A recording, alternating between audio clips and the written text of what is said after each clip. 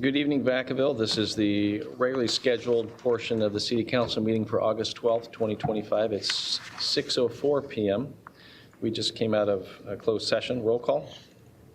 Council Agency Authority Member Stockton. Here. Ritchie. Here. Silva. Here. Freemelt. Here. Wiley. Here. Vice Mayor, Vice Chair Chapman. Here. Mayor Chair Cartley. Here. And if you're able to stand, please join me for a moment of silence.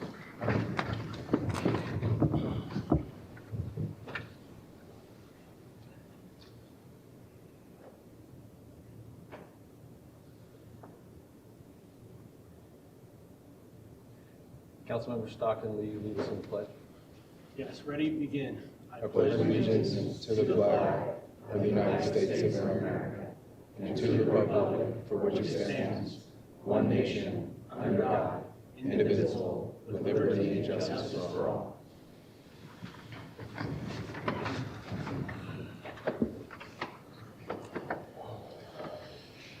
So we just came out of closed session. It was for labor negotiations discussion. There's nothing to report out tonight. We'll move on to item 5, approval of the agenda. Any changes tonight? Yes, Mayor. Staff would like to continue item 9I to the August 26th meeting. Okay. So we will remove item 9I and designate that to that next meeting. So with that, do I have a motion? Motion approved. Second.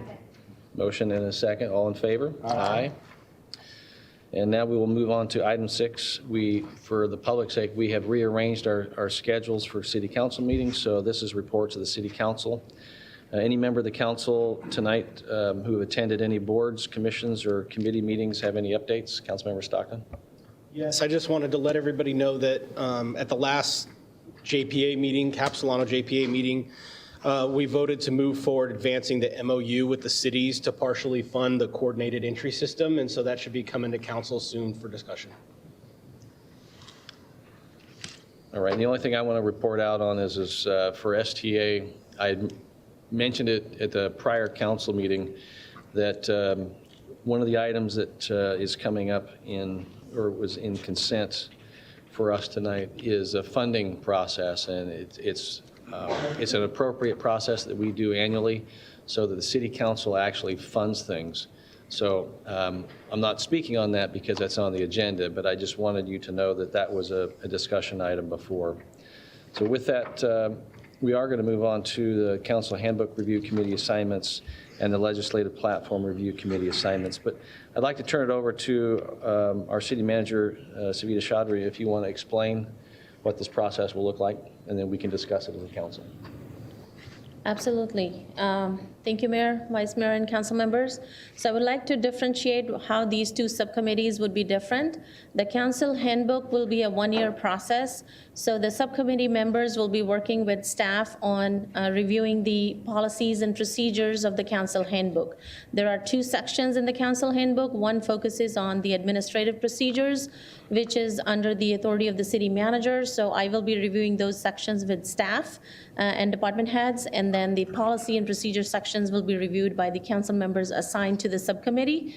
The decision making could be decided once we have the kickoff, which could be bringing one policy at a time to council for approval or bringing them as a whole. In the end, after the end of 1 year, before the election, we do have to adopt the full handbook, and in January of 2027, it will be officially adopted by a council motion. So that's the process for the council handbook update. For both of these committees, the membership or the subcommittees would be assigned every September, which would be different from the regular January. Legislative subcommittee would be on an annual basis, and council handbook would be on a biannual basis. The legislative platform, it sounds like a platform. It's not a software platform. It's basically a document that the city would adopt, which will include the legislative items that city council decides to either support or oppose. We would, the subcommittee's role would be to look at what the council's desire are for the city, which kind of legislative issues we want to support and oppose in future. And from the staff perspective, I will be working with the department heads to understand what their regulatory environment is, what kind of things they would like to support and oppose from an administrative perspective. Then we would work combined and create this platform. We would hire a consulting firm. The item will be coming back to council hopefully in September or October. The role of the firm would be they would act on our behalf at the state level. So when we would submit any support or opposition letters, we could also send them a copy, and then they can submit on our behalf to the chairs and, the chair and the vice chair of the committees. The other things they would help us with is they would provide us sort of weekly updates or monthly newsletter based on the legislative things we support or oppose. It's very tailored to our needs. They will also have quarterly meetings with us and the council members who will be part of this subcommittee and give us update on what's happening at the state level on various bills that are being passed. They can also testify on our behalf. They're already registered with the Secretary of State to act on behalf of City of Vacaville. So that's the process for both subcommittees. Hopeful this information will help you decide which committee you would like to serve on. And I'm open for any questions. Thank you. Yeah, thank you. So with that, what I'm looking for is those are the two committees. Obviously, usually in January sometimes we'll change who's assigned to different committees. This is one that's an internally focused one. So I think it's a great opportunity for our council to work on our own behalf. And so what I'm looking for, we can have up to 3 on each one of these. And ultimately, all of the work comes back to the council. So it's not like, okay, I want to be on that committee because I want to drive a particular message. There's a lot of bills that hit the city, and anyone who's been on staff knows that it's like, what is the focus and who can advocate on our behalf? And so there's work to be done, and those meetings can be set in advance. And so I'm looking for those from each of you to understand if any of you have the time commitment to sit on one of these and actually work on them. So that maybe it's an opportunity for this council to do some of the council's work here. Councilmember Ritchie? So I would like to first show interest to sit on the legislative committee. And we can talk about the time commitment, but whatever it takes, I think it's really important to be a part of that. Okay. Vice Mayor Chapman? Yes, I would be interested in on the legislative platform policy. Councilmember Silva? What is the time commitment? Well, it's going to require some meetings, but maybe you can help me understand, because it's just meeting when it's contemporaneous for things that will occur, because there will be information like if it's the legislative role, there's certain periods of time when all the bills get dumped, and then it's like, how does this play out and benefit us? It would still come to the council, but if you're interested in doing some of this, like a subcommittee, but a committee work to help navigate that before it comes to the council. So the timeline, there can be flexibility based upon schedules. So on the legislative platform, usually the January is when the actual platform is adopted every year. The bills start coming out in February, and that's the period when the consultant who would we hire would help us with the process.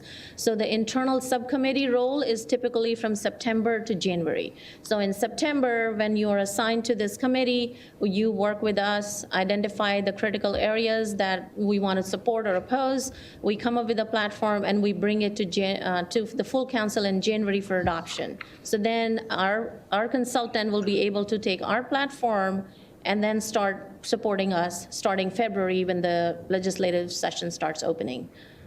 So there might be quite a bit of review of documents between September to end of December, so we can adopt the platform by end of January.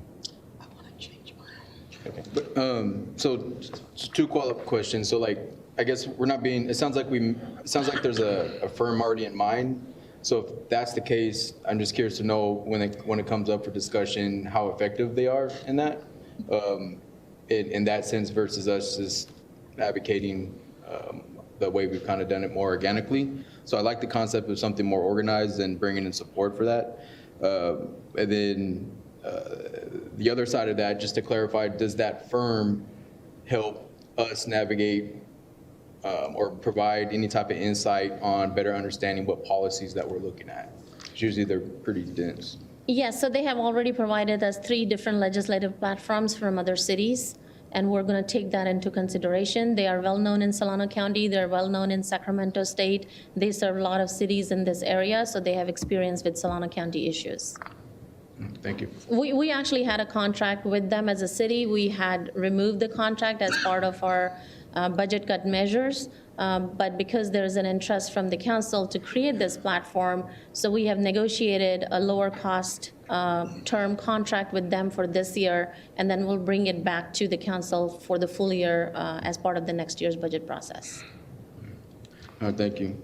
I mean, just for like for me, naturally, I'm just genuinely interested in that, and I think I'm very optimistic and happy to see that council be more involved in actually advocating with stuff from the state. We hear, issues with that all the time.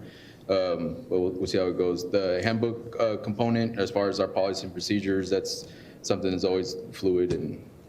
It's supposed to be done every 2 years, and so do you have any interest? Oh, of course.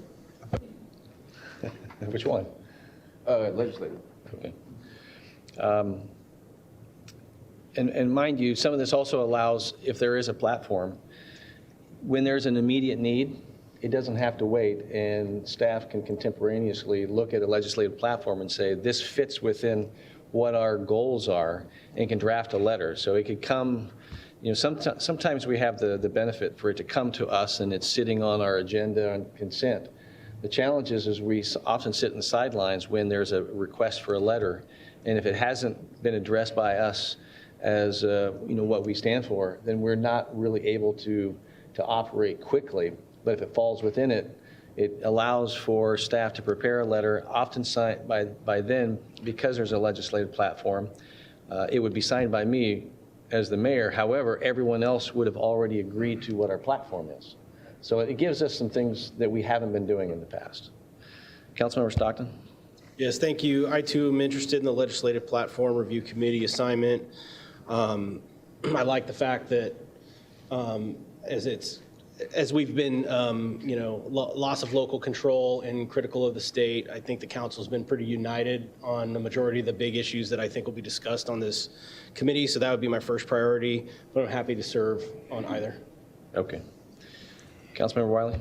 I'm happy to serve on the Council Handbook Review Committee. Sounds like there's a lot of interest already in the Legislative Committee, so I'll go for that one. All right. Councilmember Freeman? Council Handbook Review Committee, I'd be interested in looking at that, sitting on that. Okay. And what I'll do, just in who else am I missing here? Did you transfer me to the council? Oh, that's right. That's what so Vice Mayor Chapman has chosen more to work on the handbook. So what I intend to do then, and obviously this is the first year that we're creating these committees, but they would be re-upped annually, so they can be moved around. Nobody's tied to it.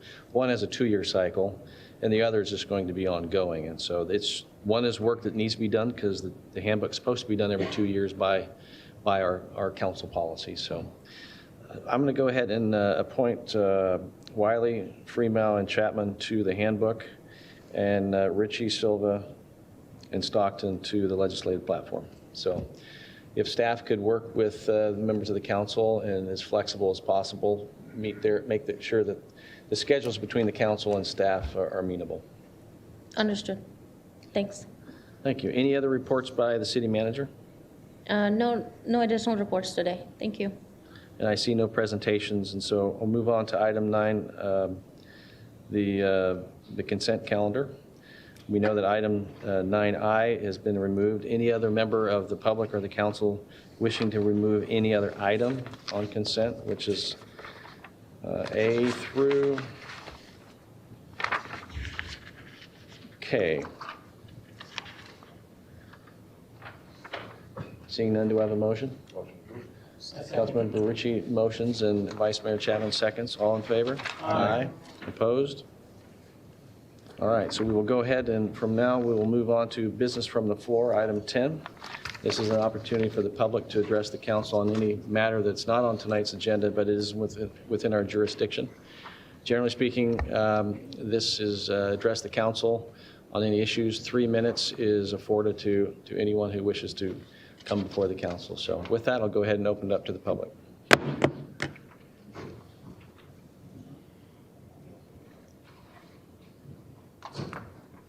Good evening. I am here to represent an organization called Molly's Angels. We are in Napa, where we've been for over 20, or in our 26th year, and most recently in Solano County as of last year. I should have introduced myself. My name is Shannon Lovelace White, and I'm the program director for a program called Molly Cares, where we address social isolation and loneliness in older adults. And I have chatted with some of you folks about our program. It's a great opportunity to connect folks in your community to somebody who would be checking on them on a weekly basis. So again, this is addressing social isolation. It is a program where we pair a volunteer with a participant. And once that person is tied into our services, we also help them find other services that might be of benefit to them. You know, we are more and more isolated, and it's hard, particularly for homebound individuals, to make connections and have somebody in their life outside of their family. Oftentimes they don't have family or friends, they've outlived people. So we really do serve a vital function for these people. It's a no-cost program that's provided free of charge by the Area Agency on Aging, Napa and Solano County.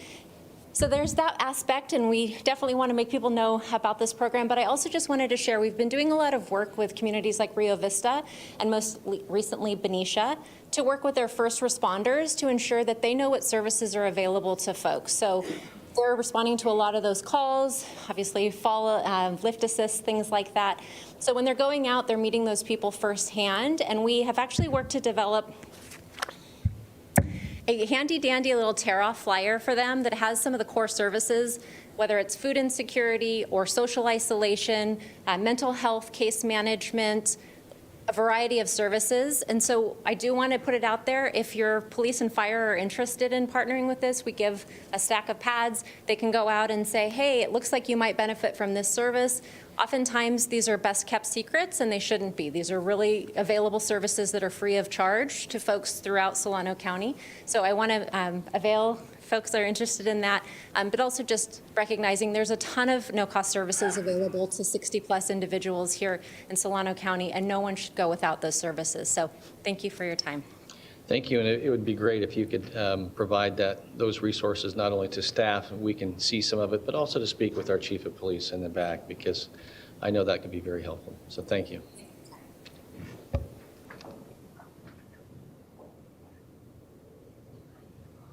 Good evening. My name is William Carlson, and I live at 131 Luzina.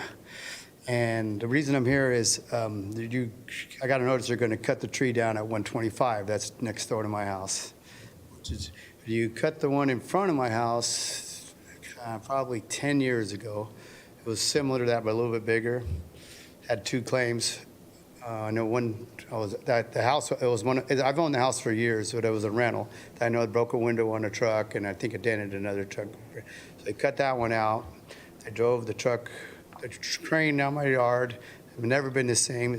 My yard's been sunk since. But my main thing is, there's no trees left on the street on that side. And I own the house at 107 as well. There was 3 in there. They're all gone. This speaks for itself. You're way behind on fixing them, putting them back. You know, that's the sad part. And it's your greenbelt area.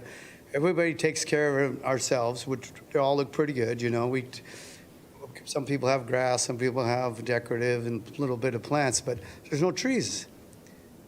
And what's sad about it is I put my trust in you guys, you know, to replace them when you take them down, and they don't. And mine had a sinkhole because a stump naturally is sinking, and I'm bringing guys dirt and filling it in.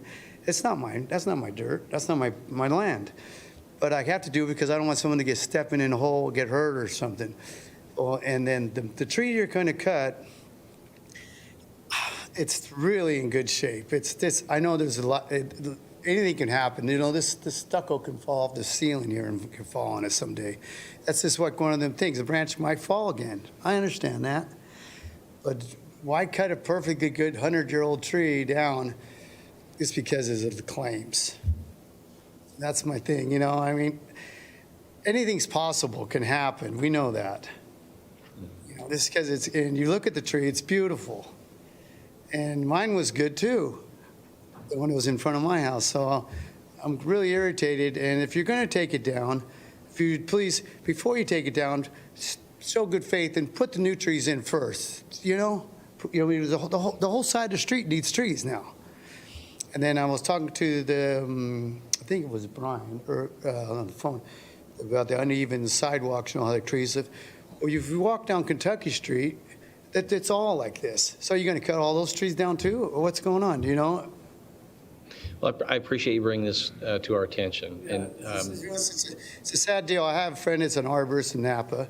He came down, he gave me his opinion. He couldn't make it tonight, but he wanted me to tell you, the only way that tree would, if they were putting a road through there, they would cut that tree down.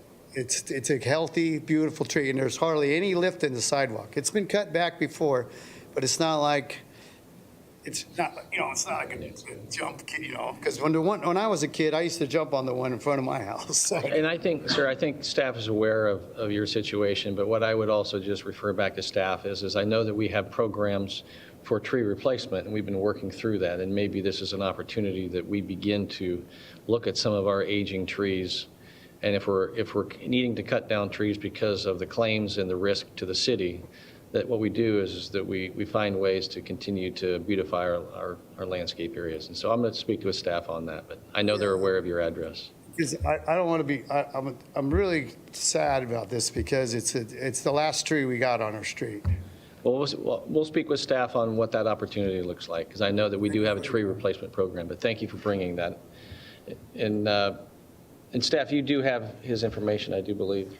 Yeah, I would have our Public Works Director, Brian, come and give the update on this situation. Okay. Yeah.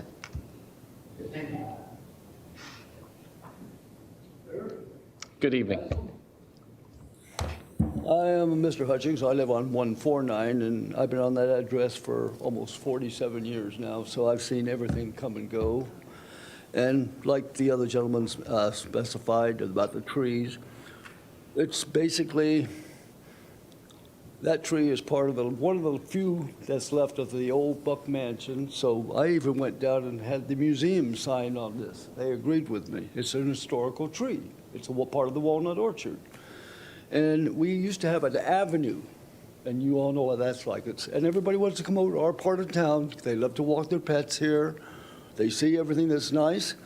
And it's location, location, location. You don't have to go out and drink and eat and worry about coming home and getting pulled over. You can walk everywhere. And that's one of the prime things. You got the parade, you got the downtown, the musicians, you got everything. And I grew up on a ranch, and I look at trees, and I says, you know what?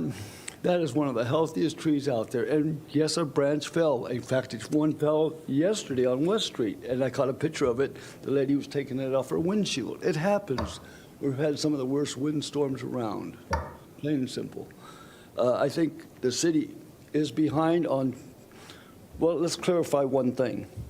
Is the street to the sidewalk, is that owned by the city?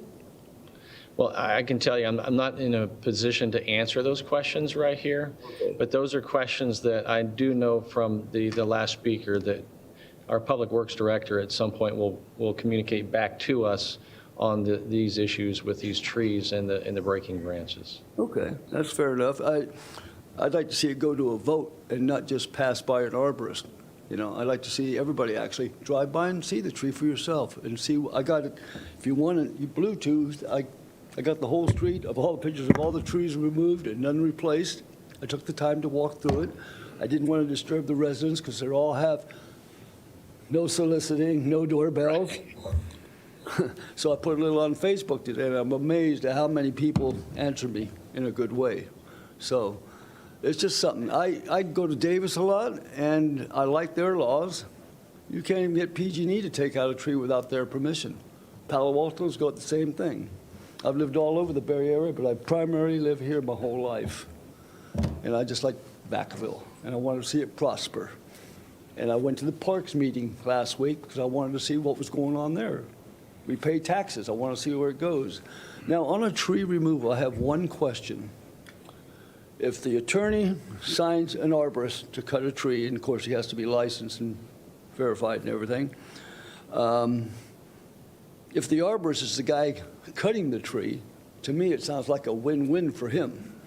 The city pays him, and us taxpayers pick up the rest. You guys work for us, for you're actually part of your employees is us. So that's the way I look at it. I'm a lifelong resident, been in politics, not because I want to, because I've had family in politics, so I understand some of the law. So what I'd like to ask you to do, sir, if you haven't spoken with anyone within the city, other than tonight, I know you went to the parks, but I'd like staff to take down your name so that if there is communications with Public Works, that we're communicating with everyone that's coming forward. And I've done, when Brian was over there before he came over here, him and I have a good understanding of everything. Okay. Yeah, we get along. Can we make sure that we get your contact information, since this is an issue that's going to have to come to the council? At least a presentation, and staff's going to be working on this. Thank you. Okay, no, you're good. Yeah, thank you. I remember when you were chief. And I do enjoy trees, and I hate to see trees cut down, too. Yeah, thank you. Any questions? Would you like to come up here? All right. Okay, thank you.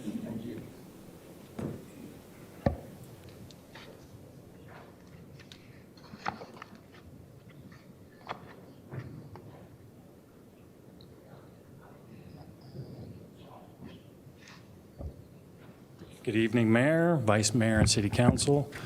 First, I'm going to hand this out.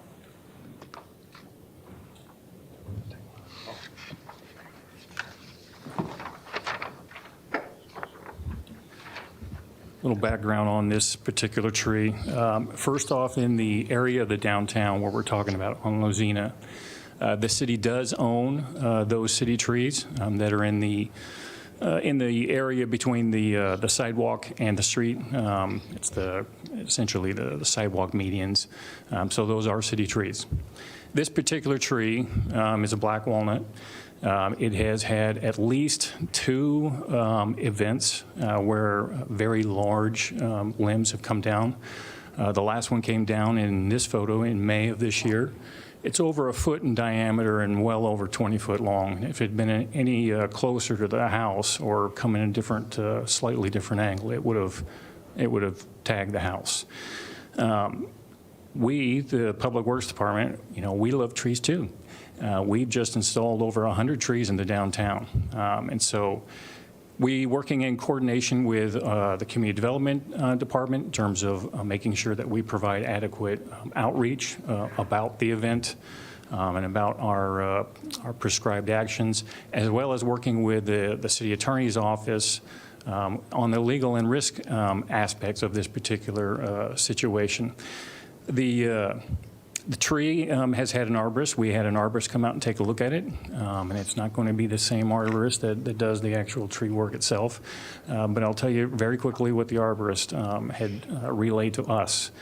This tree has got some health issues. It is showing signs of decay.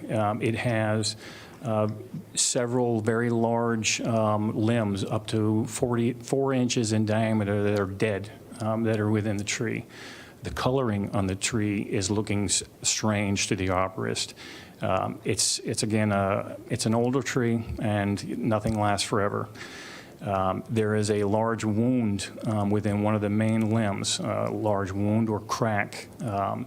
The tree has, it's shaped in a Y. If you take a look at it, essentially, because it's a black walnut, because at the base of the Y, where it's growing up from the main trunk, the bark is encapsulated as it grows, and it continues to grow, and that bark gets trapped in between the growth. That's a weak spot. It's called an inclusion. And what will happen is the tree will come apart like that. We don't want to see that happen. Our first obligation to the city of Vacaville is to ensure the safety of the pedestrians and the motorists.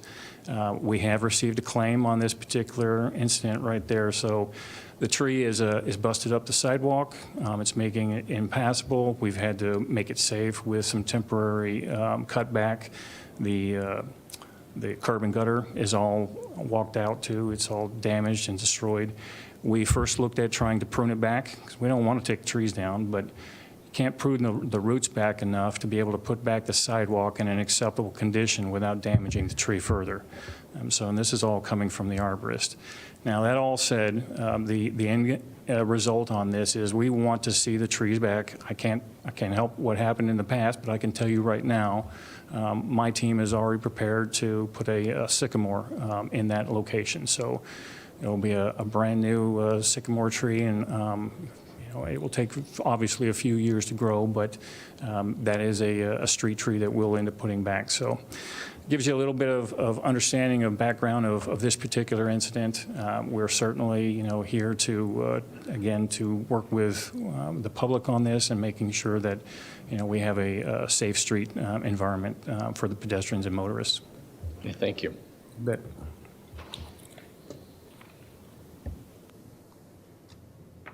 Good evening, Council, Mayor, City Council members and staff.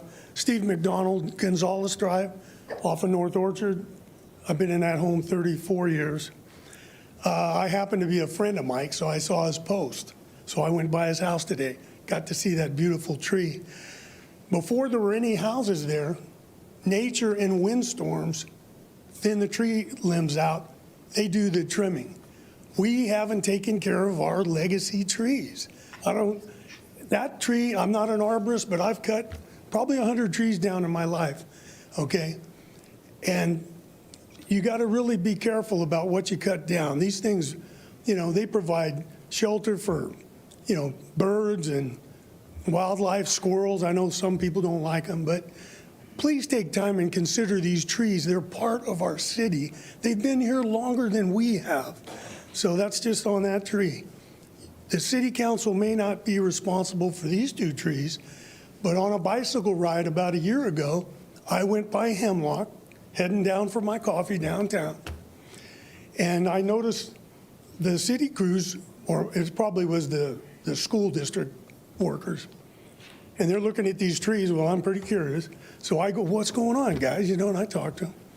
We've got to take these trees out. Now, I'm talking 50, 60-year-old trees, beautiful trees. And I said, what's the matter with them? They look really healthy. A limb fell on one of the cars. I understand, and that may be school district tree, I don't know. There was nothing wrong with those trees, because like 3 days later, on my bike ride, huge stumps.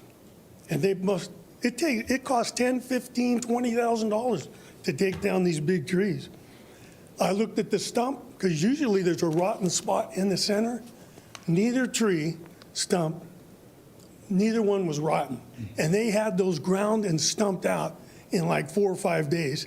I just went by it. They still haven't planted any trees. So that's on the tree issue. And I know I only have a few seconds left.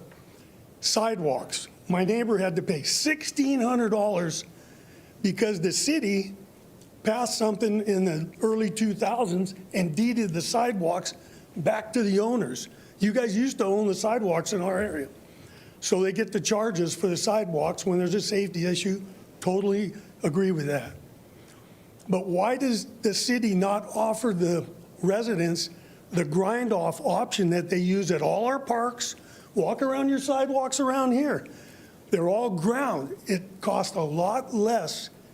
A lot of us are retired, $1,500, $2,000. Give us the grind option rather than the full replacement. Really appreciate your time. I love this city. I've known a lot of you. I know Mr. Ritchie, and I've talked to you, Mayor, and you guys have done a great job with this city, our city workers, park workers. I'm very proud to live here. Yeah, It's just corrective thank you. criticism. I appreciate that, and I've taken some notes, and staff has too, so thank you. Thank you.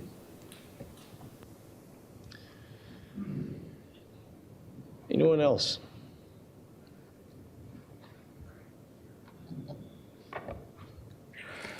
Good evening. First thing I want to talk about is I spent the morning over at the Board of Supervisors meeting where they were discussing the county ordinance about blocking the battery storage facilities, and I won't go into that other than to say that one of the things I found interesting that the Board of Supervisors urged was that the residents of the county, that means us, begin sending emails to Assemblymember Wilson and Senator Calvedon. The reason being is that they understand that the county opposes the battery storage facilities, but they haven't heard a whole lot from the residents. And we all know that so-called green energy ain't so green anymore, that the battery storage facilities are nothing more than chemical waste dumps. We need to make sure that our elected, state level representatives know that, and the reason being is because we're not the only county this is happening in. And the state workaround that was legislated a couple of years ago could be changed if the other members of the Assembly and the State Senate are hearing from people like us. Okay, on to the other thing. I have here in my hand, which I've brought here before, a distillation of the county staff report on what California Forever will do to everybody in Solano County. It details millions and billions of money that will be drained from this Solano County cities and the county in general as California Forever gets built out. California Forever never, ever came up with anything to counter these arguments. All they've done is try to change the story. The reason I'm bringing this up is because Councilmember Ritchie has made it clear that he's in business with them, and I have suspicions from what I've read in the newspaper, statements made from time to time, that some of you others are starting to listen to the jingle of the California Forever coins. If any of you who want to play tag with California Forever, you're betraying the residents of the county and the city of Vacaville. Thank you very much. Thank you.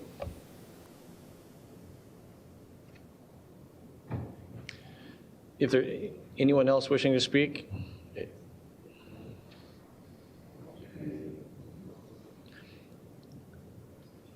If there's anyone else wishing to speak, go ahead and form a line because I'm going to close it soon.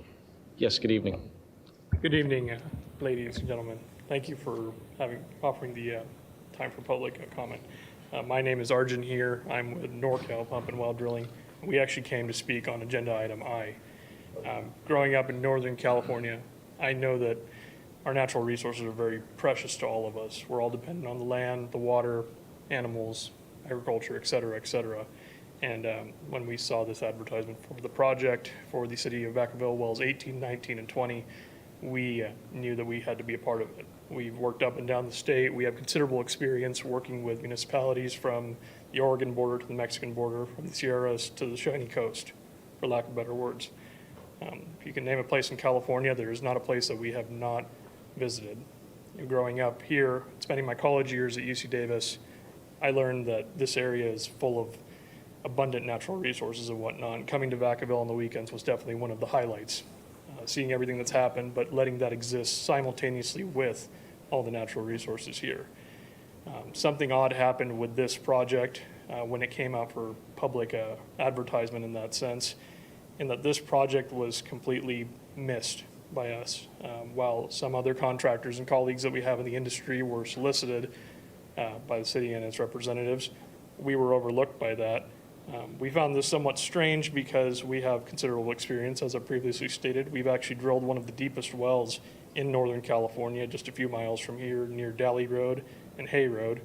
That's about 2,400 feet deep, and we brought some of our qualifications along.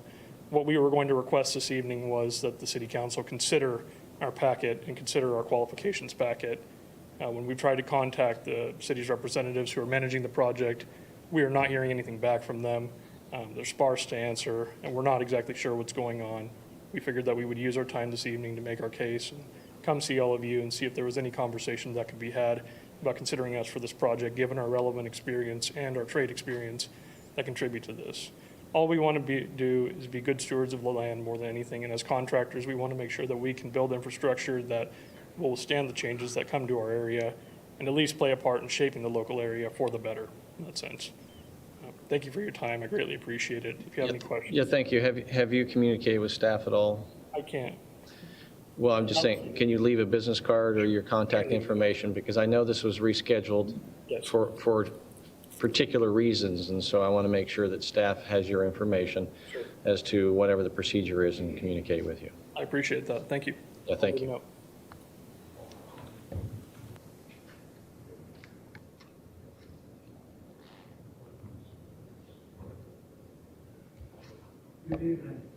I'd like to make a couple of comments on that tree that we've already discussed. My name is David Rico, and I live on Luzina Street, a couple of doors down from where that magnificent walnut tree is growing. I walked down and looked at that tree. I do see a couple of dead small branches. I think cutting it back, pruning it properly is the way to go. I think it's a crime to take out that magnificent tree. I was born in Vacaville. I've lived here all my life. I've seen that tree all my life. I used to play underneath it when I was a kid. There's nothing wrong with that tree. It lives in the Heritage District where we live. It's a heritage tree. It's a sin to take that tree out. Cutting it back, to trim it, to make it, safe, is the way to go. With regard to replacing it with a sycamore tree is the craziest idea there is. There are 2 sycamore trees across the street from me on Luzina, and in the fall it grows these little seed balls. They call them pokey balls or fuzzy balls, whatever they are. They fall all over the sidewalk, all over the street. People trip on them. Cars run over them. They turn into powder and blows everywhere. It's a terrible tree. That's all I have to say for your consideration. Thank you. Thank you. Appreciate your insight. Excuse me? Yes, are you speaking on the same issue on the drilling, or are you a separate? Well, if it's the same drilling, just try not to repeat what was said, because the item is not on the agenda, and we know that there's a technical issue. And so trying to make your case to the council is different than a procedural issue. So come to the floor. Good evening, Mr. Mayor John Carley and staff, council. My name is Karn here. I'm with NorCal Pump and Well Drilling out of Yuba City. I just wanted to reinstate the idea that there is a provision in your guys' bidding document that precludes the city and allows for us to be considered after the fact. The bid was discreetly advertised in an atypical format to contractors. It was advertised more so as a professional services packet, which is very atypical in the contracting bidding process. I do want to restate that we have drilled the deepest production well in Solano County at 2,430 feet. It is directly representative to the project and relative to the project. I'm sure all of the data used to design the project was based off of our well, but I hope staff considers this in the future, and we will be back on the respective day for the project consideration. Yeah, thank you. Thank you. And to our city attorney. Yes, on that topic, I just wanted to provide some information that it will be coming back, but it also will be more broadly advertised. So there will be an opportunity to submit your package. Yeah, thank you. Seeing no one else, I'm going to go ahead and close business from the floor. In some cases, unique opportunities for the public to address the council, and I think we've heard a few tonight, so thank you to the public. Now we're going to go ahead and to Madam City Clerk. What do we have next?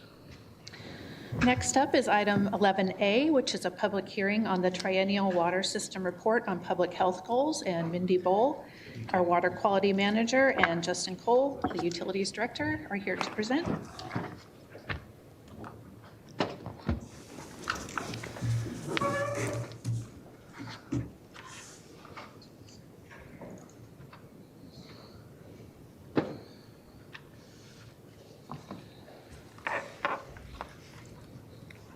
Good evening, Vice Mayor, council members.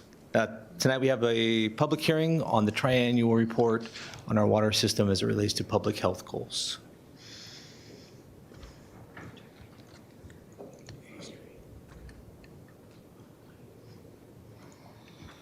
There we go.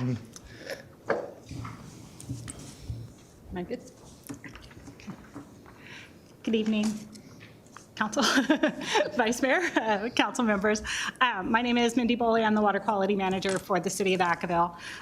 We're here tonight, the triennial report for the water quality relative to the public health goals, California public health goals.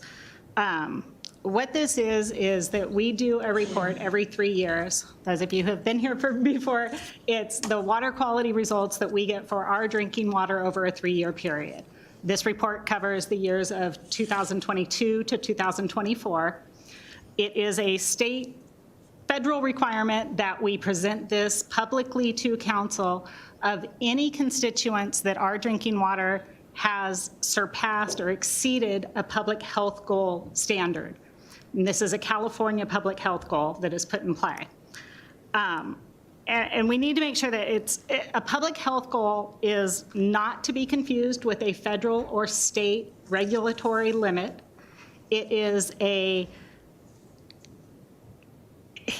a goal that you want your water to have. So there's a few of them, and you'll see in the list here that the public health goal is 0. You don't want your water to have any of coliform bacteria in it. So there's public health goals are kind of the pie in the sky, what we really want to get to, but it's not something that is just what the state regulates what we need to have to meet to be a good water system.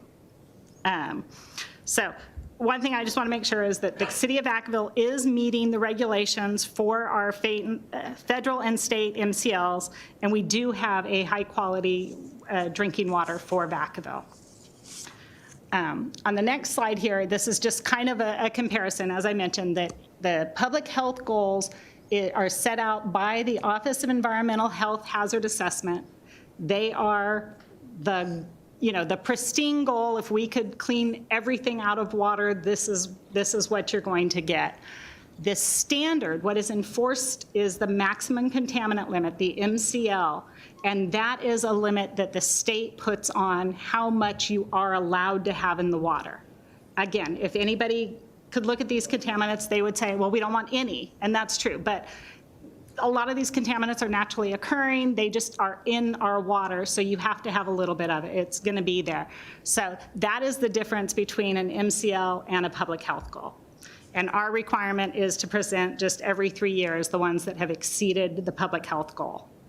So we have 5 constituents that I will talk about that we did exceed the public health goal. You can see we have them up there of arsenic, coliform bacteria, gross alpha activity, the PFOA and the PFOS, which are both variations of the common now new term of the PFOS constituents.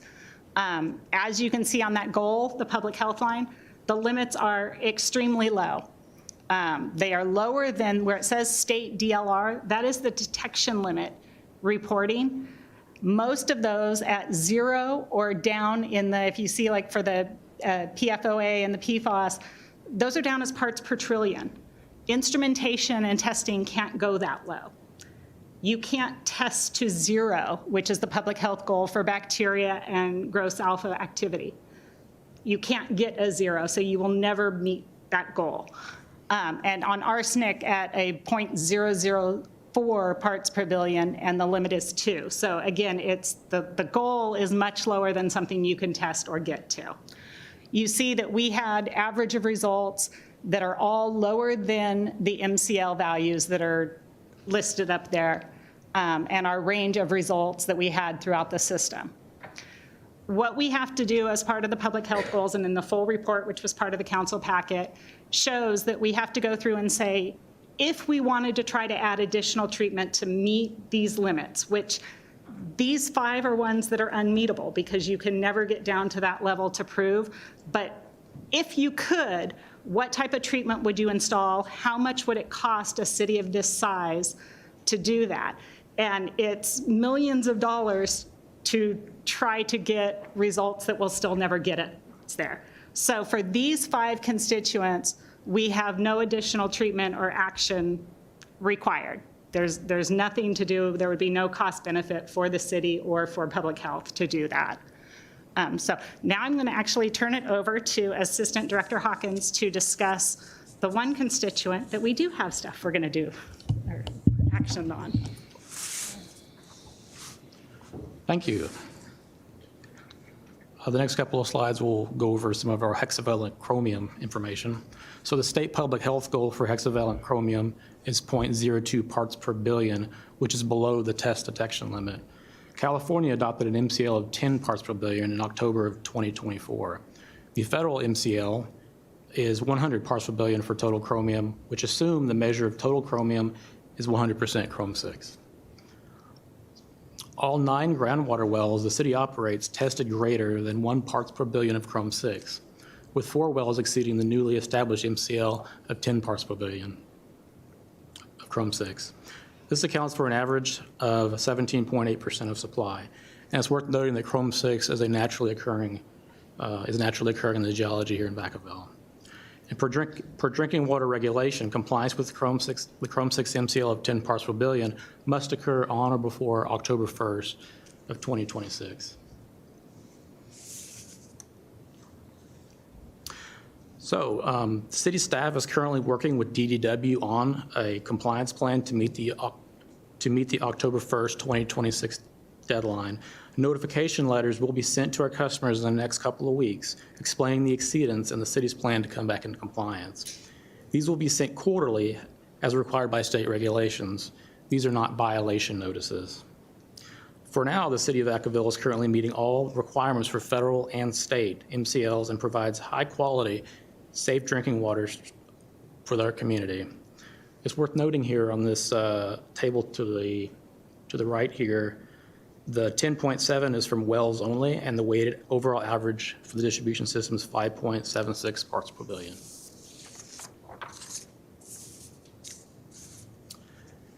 Per requirements of the State Health and Safety Code, the triennial report is intended to inform the public of the performance of the city's water system and provide the opportunity for public comment. No formal action is needed. This was for informational purposes. And that concludes our presentation. We'd be happy to answer any questions. Okay. Councilmember Silva. Thanks for the presentation. The question I have is, where are these samples collected and throughout the process? And I have one more follow-up after that. Yeah. We do sampling. Mostly it's the samples that they require for the state are the raw drinking water out of the well, like coming out of the well before it's treated. And then we have 26 set designated distribution sites within the city. So it's in every water pressure zone throughout the city. So like we just had to switch one with taking Lagoon Valley online. So now we switch and we have a sample site out there. So it covers the entire layout of the city with 26 different sites that are collected weekly. And then the wells are collected daily for certain analytes. And I mean, some of them are every year, some are every 3 years. It goes over a different span for different analytes. Yeah, and so just, you know, I bought some test strips when we were talking about chromium 6 the last couple months. And it was interesting because the water, because I'm living in an older home, so I'm a little concerned, you know, some members of my family are concerned about the aging pipes and whatnot. Anyway, so we tested out, nice little experiment, and I found that the water from my tap looks a slightly little better, I would say, based on different parameters than it does from the water that comes through a filter. So slightly different. I mean, it's not even though those are test strips, so it doesn't get, you know, down to this type of data. It's in a more general range, but anyway, so I appreciate the work going into making sure we got safe water, and it's kind of a cool. And I will add on that, anytime we do testing, we have to remove filters or like even the little filters on testing because you can get growth on there that will give you artificial high numbers on testing, so. Yeah, and so I guess where I was kind of going with this, if it's come up in random conversations, but if individual residents have concerns about the safety of the any other residual component from that last testing point to their actual tap. So ideally in these older pipes that run into their homes. Is there any way that staff recommends they look into ensuring that their water's still safe? I think the biggest concern for most folks in older homes is lead pipes. Yeah, no, and we've done a survey that there's not lead pipes within the city with when houses were built. We do testing that. There's a whole separate program through federal regs that we do copper and lead testing throughout the city, and that one we do 64 different homes of back in the homes that were built back when lead pipes were allowed in California, which they have, they've been banned since the 70s. So it's having the houses that have older pipes, and we do lead testing there as well that we have no. So we monitor that every 3 years also without the city. So again, if somebody has concerns, it's something that they can get their water tested. The city itself cannot test individual homes. We'd just be doing way too many, but. Right. But it's something they can do, like, kind of. Definitely, they can do it. There's commercial labs that do it, and there is the Solano County Public Health Lab in Fairfield that they will actually run analysis for homeowners as well. Yeah, thank you. Yeah. Councilmember Wiley. Thank you for this information, and it was good the way you condensed it all into a few slides to get the big picture of the report. And it is remarkable, the very minute number that will throw off the facts, like the 10 parts per billion. So, and currently only 4 of our wells have the Chrome 6, is that correct? And it is naturally occurring, as you said. So if there's another well that currently doesn't have it now, it's not likely to have it in the future because it occurs in certain places, correct? It's not likely. Yeah, it's not likely because it is pulling from an aquifer that historically has not had Chrome 6. So it would require a, major earthquake that would shift something up that would discharge it, or something. Not to scare anybody, but I'm like, it's not likely to. And we do, with well testing, they drill at different levels to make sure that we're getting the aquifer that does not have Chrome 6. That was my next question. So it occurs at certain levels, and so then we have to see what level would be the least likely to have it, and keep our fingers crossed that that's right. Yeah, that's correct. So the Chrome 6, it's kind of a three-dimensional. It's not just a hole in the ground. There's different aquifers that flow at different rates that have different constituents in them. So we're working with Ludorf and Scalamini as part of our larger Chrome 6 strategy to identify locations that would be low probability sites. There's obviously no guarantees. Even then, in some of the well sites, you got to make sure that there is the quantity of water as well. Just because you have no Chrome 6, if the well site is not large enough, it's not a usable site for the city of Vacaville. So we have to balance that water quality versus the quantity of water to invest the money to make that a viable site for the city.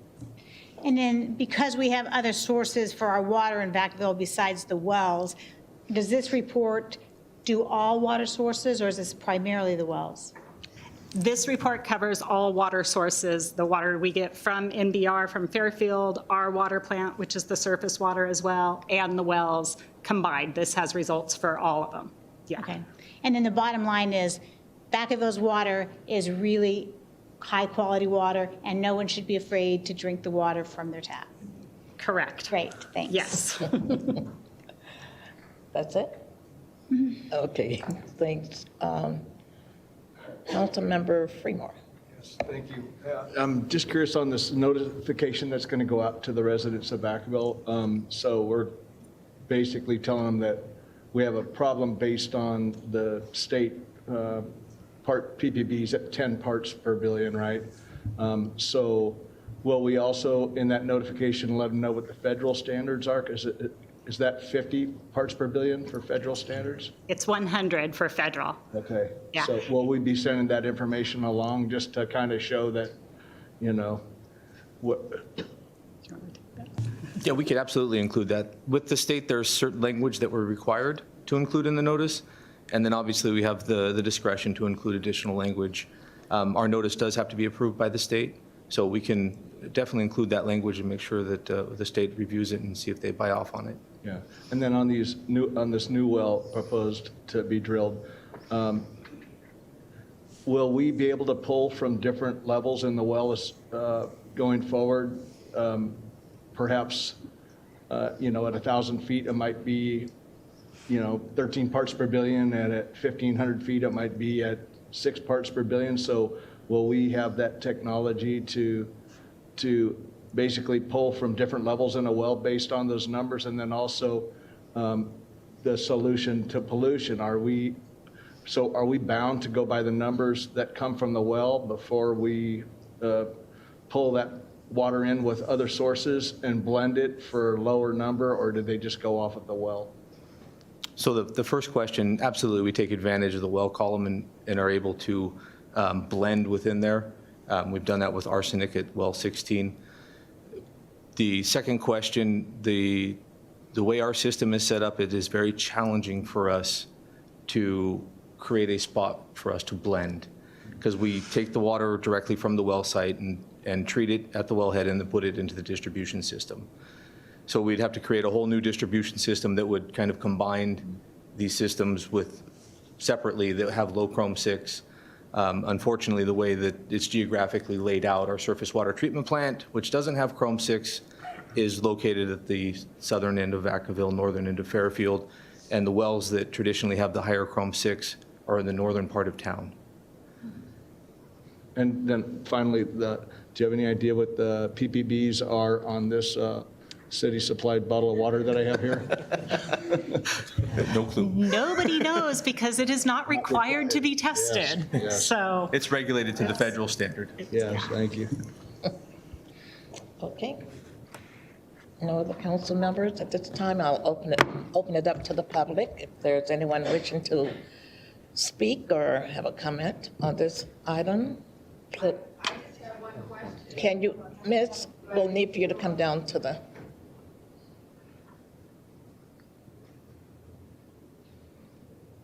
They can't hear you on TV if you talk over it. So I just have one question. Because there's a concern about this on the federal, state, and the local level. What actually is the detriment of having that in the water? What is the public health issue? the, I guess, Excuse posted, me. published. Hold up. Do you have another question? No, Because that's it. Oh, no, you're fine. No, that's it. I can go Okay. sit down and you can just tell everybody. I didn't want to use up your 3 minutes. Okay. Okay, go ahead. Sorry about that. No, yeah, no, the published notification on Chrome 6 is that individuals who drink large quantities of water, which I believe was a half gallon a day for, a half gallon a day, every day for 70 years, have a 1 in a million lifetime cancer risk. Wow. At what part of the room? That's where they set the PPB at the 10 PPB limit. Yeah, so it is a cancer risk as well. If you just see, like, is that still on? Yeah. If you just see it listed, it will say Chrome 6 can cause cancer. That is the cancer risk that it was, but it is a matter of drinking large quantities at that level. It's a completely different level than other issues with Chrome 6 that have been brought to trial. Yeah. Okay. Anyone else?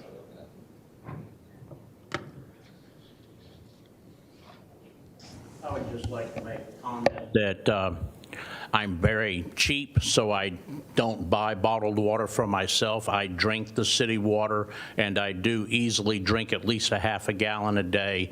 And I'm going to sue the city for making me short and fat. It's got to be with your, but no, seriously, I do drink a half a gallon of water a day, and other than my third eye, I'm probably fine. Okay. Anyone else wishing to speak on this item? If not, I'll bring it back to council, and if there are no other questions here, then this was an informational item only. Thank you very much for the report. Appreciate it. Okay. All right, moving on to item 12A. It's a resolution adopting the inaugural Arts and Culture Master Plan revised Arts Advisory Committee policy, and new public art program policy. And Recreation Manager Melody Land is here to make the presentation. Good evening, Vice Mayor, members of the council. It is my pleasure this evening to be presenting to you. Here with me today is Josh Lapp, principal from Designing Local. They're the consulting firm that assisted us with this initiative. We're hoping to be as fun with this one as the water issue was. We do have quite a number of slides. We'll try not to take up too much time. We are giving a brief overview, kind of hitting on every chapter and the table of contents, and we're going to dive into some specific examples, items that the community specifically resonated with when we presented this to the Arts Advisory Committee and then to the Park and Recreation Commission. And with that, I will turn it over to Josh. Yeah, so Melody and I have worked very closely on this project for, I think I just counted 16 months. So we kicked off our engagement efforts in April of last year. I know I talked to several of you on the council. But we also really focused on doing public engagement as part of this. So our approach was really meeting people where they are. So we actually, as part of our engagement efforts, hosted an event in each district, each council district. And that was part of our Weaving Our Future community art workshops. So you hopefully would have seen the piece of artwork that resulted from that project, which is... It's located here at City Hall when you walk in over by the HR, where you go and pay your water bills. Yeah. And you just turn to the right. It's right there. It's wonderful because over 100 community members contributed to that artwork. Yeah, so we worked with local artist Angela Ateratano to go out and help us engage with folks and really just learn more about what they would like to see when it comes to the future of arts and culture in Vacaville. So in addition to having those events, we had a digital survey. We also had virtual conversations with individuals and focus groups. We did community tabling at events like Loop the Lagoon and VacaCon, so those were in April of 2024. And as you can see, our engagement efforts really extended all the way to kind of our culmination event, which was at Dia de los Muertos last November. So through that time, we had our survey open. We really got a really good reach of folks on social media. We got a bunch of comments when the city shared it. So got a lot of feedback and impressions from both individuals in the community members, the Arts Advisory Committee, members of council, and that was really the basis on which we developed all of the recommendations that you'll see moving forward. Just to give you a sense of some of the things that we heard, we really heard that, obviously Vacaville's growing. We just heard that in our last presentation, and that not only do we want to be a leader in a lot of other things, but we also want to be a leader in the arts in Solano County. And we really want to build on what we've already had, what we've had for many years, efforts kind of involving this city really started in the 1960s. And so we want to continue to build the arts ecosystem out. I'm not going to read all of these or go through them. You can look at them in the plan. There's lots of information. But ultimately, it's really about building a better arts and culture ecosystem externally outside the city, and also providing more arts and culture programming and other efforts on behalf of the city. So you'll see that reflected in the plan as we move forward. Just another snapshot of things that we heard, types of public art people would like to see, where people would like to see more public art. That's a key focus of the Arts Advisory Committee, and we have recommendations just around public art. People want to see more art downtown. They want to see it in parks in particular. They want arts and culture in Vacaville to be welcoming, to be fun, to be accessible, all things that we thought about as we were developing our recommendations. And also, this was really interesting. We asked some of the same questions in different communities all around the country where we work. And we get really different answers that help give us a window into each community and what makes that unique and the things that people want to see.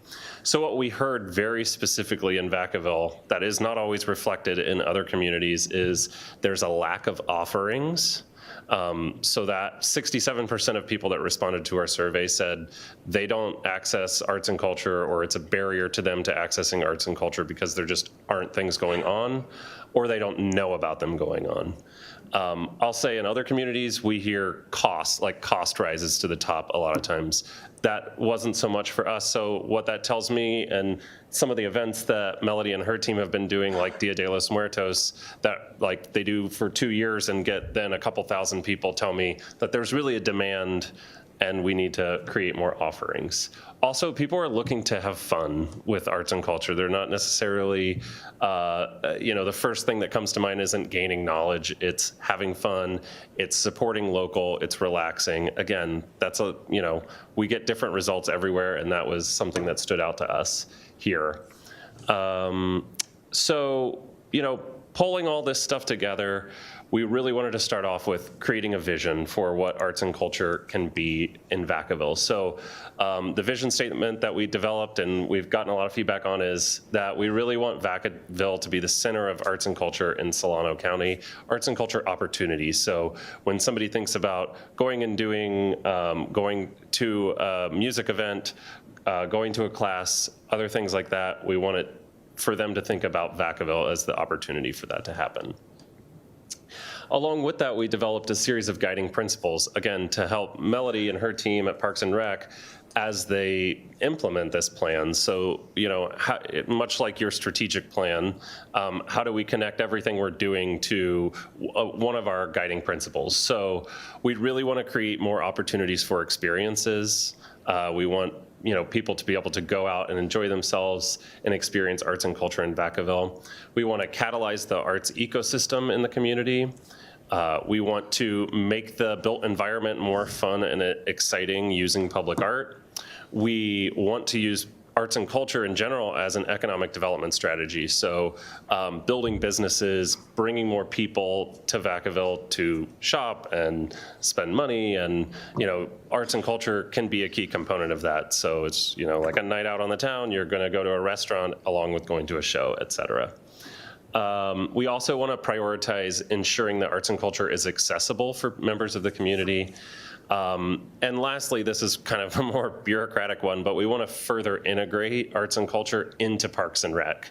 Obviously, Parks and Rec is doing this plan, and as we think about kind of operationally how this would work, we want to think about how we can, expand the way that Parks and Rec does arts and culture. I could sit here and talk literally for an hour about all our recommendations. I'm just going to do a little overview of all of them, just kind of like the high-level bullet points along with one or two featured recommendations or strategies, just so you can get a sense of the things that we're doing. And I'll go through them in the order of our chapters. So first, facilities. What we really heard from members of the arts and culture community is that they want rehearsal space. More people want outdoor performance space. Obviously, we do a lot of shows in Andrews Park already, but how can we build on what we have, make those spaces better? We heard a desire for black box theater space, so maybe not the formal like VPAT, but something a little bit more informal that can be more flexible. And just generally speaking, more community art spaces, so kilns and studios and other workspaces. So we have a whole series of strategies and opportunities. Again, I encourage everyone in the audience in here to look through the full plan. It's like 80 pages or something, so there's lots there. But I do want to highlight a few that really have stood out and that we've gotten really good feedback on in other presentations. The first one is thinking about how to really create a better connection to the art league and gallery space. There's a really cool history behind that. Like I said, it was kind of a partnership between the Art League and Vacaville since the 1960s. And so when we were thinking about like how do we really further integrate that into downtown. We explored lots of ideas, but ultimately we came with, let's just better connect it to downtown.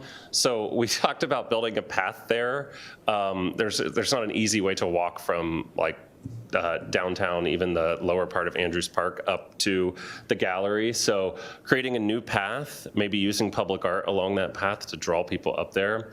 And then there's a modular building next to the Art League and Gallery that is really in disrepair and ultimately needs to go. So we thought about the idea of, turning that space into some kind of outdoor arts plaza where the gallery could go out and, set up an outdoor show. There could be a music performance when the gallery is doing an opening, really thinking about how to, again, enliven that and bring people to that space and then bring those people to downtown to create more of an experience. So, we have some fun ideas here. I think the Art League and members of the committee were like, let's get the concrete mixer out here today and do this, which, that made us feel good about the idea.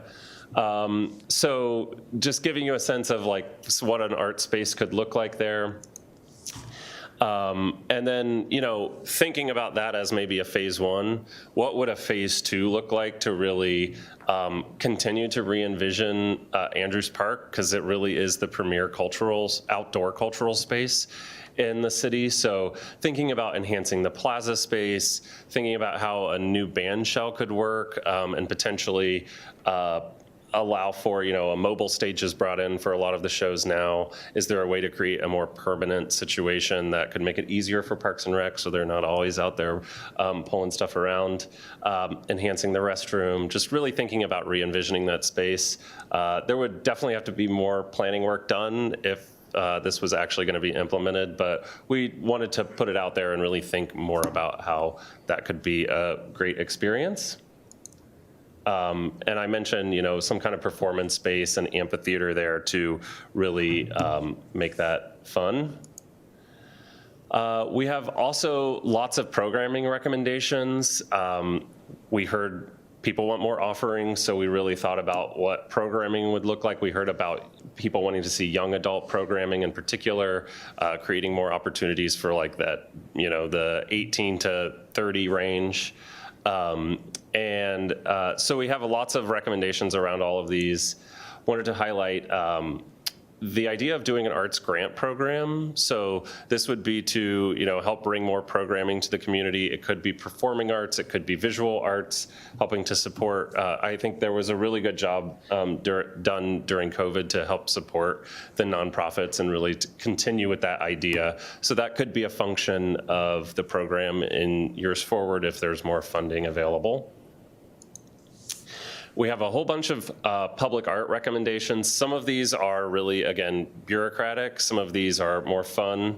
One of these that I think we updated we updated the plan and didn't add it to here is the idea of an art trail. So really thinking about how we can include that in Vacaville. Rather than going through all these ideas because they're really fun, but they are, going to need artists and be developed, we wanted to showcase really more what types of public art we're talking about. So what does that actually mean? Murals, functional art, mosaics, textile work, that's probably more of a temporary piece, whereas, sculptures, lighting installations might be more permanent. These are all really fun opportunities. Multimedia and pop-up and temporary art, that's a really big thing right now. We have done this for some cities. We've helped them actually implement temporary art. And if I told you, people just come out in droves. We did one in Florida.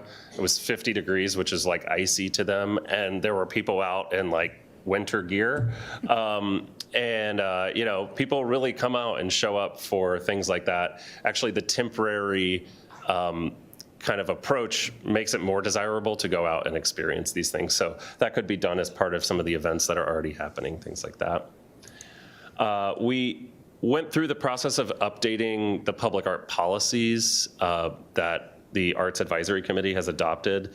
There's not too many big changes we included in the packet, just a little kind of refresher of what we're actually updating. Most of it is really small changes and like updating some of the references and things like that. One of the big next steps for the public art program is evaluating the existing artworks that are already in the collection and determining what really should be permanently included in there and what maybe shouldn't, because some of the works might not actually fit the definition of what constitutes public art. So like there are some prints, for instance, of artworks that might not be included, but otherwise just kind of going back through and looking at all those things. And then lastly, we come to the part that's fun for people like me that are into bureaucracy, and it's really what does it take to execute a program that looks like what we've recommended. One of the really key things is staffing. Melody and Elizabeth both, in Parks and Rec are doing different arts and culture components, but what we're talking about is really growing the program, and that would probably necessitate more staffing in the future. We've also just thought about branding. So there are already lots of arts and culture things that are happening in the city, and maybe one of the components of making that more visible is just really creating a brand around arts and culture for Parks and Recreation. And then, over time, if some of the things we recommend come into place, then we really have to think about what does a larger program look like? Is there, more governance? Is there permanent funding for public art or arts and culture in general? So those are all things we included in the plan. Some of them are, 10, 15 years down the road, what should you be thinking about? And we also tried to couple that with, what is year one? We have a lot of year one. Some of the things we went through here, Melody and her team have already begun to implement along with the Arts Advisory Committee. So with that, we'll open it up for comments and questions. I stayed on time, we got a lot of great feedback in the previous meetings, and we would love to hear if you all have additional feedback. I also just want to note that we have the entire plan available. If anyone wants to see any of those ideas, if they, resonated with you, let us know and we can bring up that slide. Thank you. Councilmember Silla. Can you pull up the title page, the first slide cover? Sure. So one of the things, the very first one, when you get there. So a couple things. The very first Sorry, I'm getting there. At the very beginning. No, this one or the very? Yeah, so like, you see that Raiders hat right there? I think that's beautiful. I think it's beautiful, I'm just saying. So. I didn't even notice that until today when we were looking at this. I've looked at it so many times. D-Lot tailgate crew right here. So, but no, I think, but I think that represents, again, the growing diversity and interest in our town. So talking about arts and culture, I think one of the biggest challenges that we've seen when I first got to get into know Melody is that there's a lot of interpretation, a lot of passion behind what that looks like. And, the mayor's been very good at celebrating a lot of art, and it's, because they invite him to, kick it off. They invite all of us. But we're doing, you see a lot of art being championed in downtown, so you see that element. One of the things that I'm very optimistic about and happy about in this master plan is just that opportunity to create unique spaces that in themselves can be a draw to different areas. So a lot of the things that we're talking about art and culture, one of the visions that, we're putting a substantial amount of money into the Markham community, and it'd be interesting to see how we can continue to leverage and leverage economic opportunity for there to bring in additional revenue, not just to anybody who wants to operate out of there, but just bringing that different ways of celebrating life and culture to our town. So I think there's the one question I have is you kind of elaborated into it. So if certain parts of town, because it wasn't like this part wasn't mapped out in this master plan, if there's certain interests in certain types of art or certain types of certain styles or not just sculptures and interactive pieces, but what's actually represented. So I didn't quite see that in this master plan. So that tells me we have to do another process to implement something like that, similar to where we've had a lot of champions in the downtown area. So if we want to expand that opportunity elsewhere, is that something that they would need an additional process to implement, or?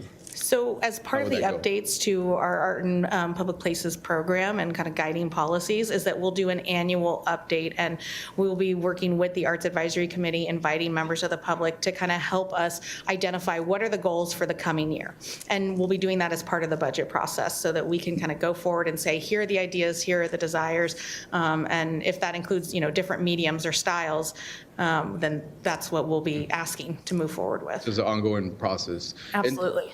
And for me, just like what I appreciate about art, like I'm not an artist, like I can see a Raider sign, like, oh, that's beautiful, right? So, my taste for art goes beyond Raider logos and whatnot, just for the record. But gotta be careful there. But what I do want to say is that I think one of the goals of art, because I remember even as a kid, a lot of criticism about the cost of different art pieces or sculptures and why that's a priority or not. I think for me, one of the things that's really, really beautiful, or the potential that art, whether it's sculptures or something interactive, whatever images are, is how that inspires the creativity in each individual throughout different parts of their lives, throughout different, regardless of what their age is, regardless of their background, is something that in itself that can be very uplifting to individuals and therefore our community and as a whole. So to me, I think that that's something that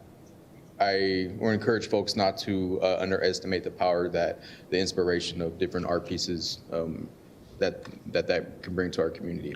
I just want to briefly add that two of the things, because I went through so fast. One of them is that we set a goal to have a piece of public art in every park. I think there's 37 parks, right? Is that what you said? And so a few of them have public art currently. I think that would greatly, and the other thing we had in there was also increasing the geography of public art and arts and culture in general in the city. So, buried within the plan are some ideas to think about how we could do programming at other parks, not just Andrews Park, but some of the other parks around, or build off programming that's already there. And then really thinking about how public art can be all around the community, not just it should be downtown too, but also all throughout the community. And I would also echo that, thank you for bringing that comment up, especially if there's ways when lighting the art in different places.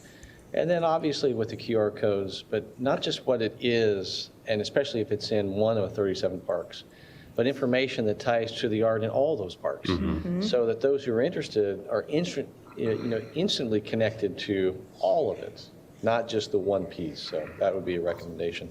Councilmember Stockton.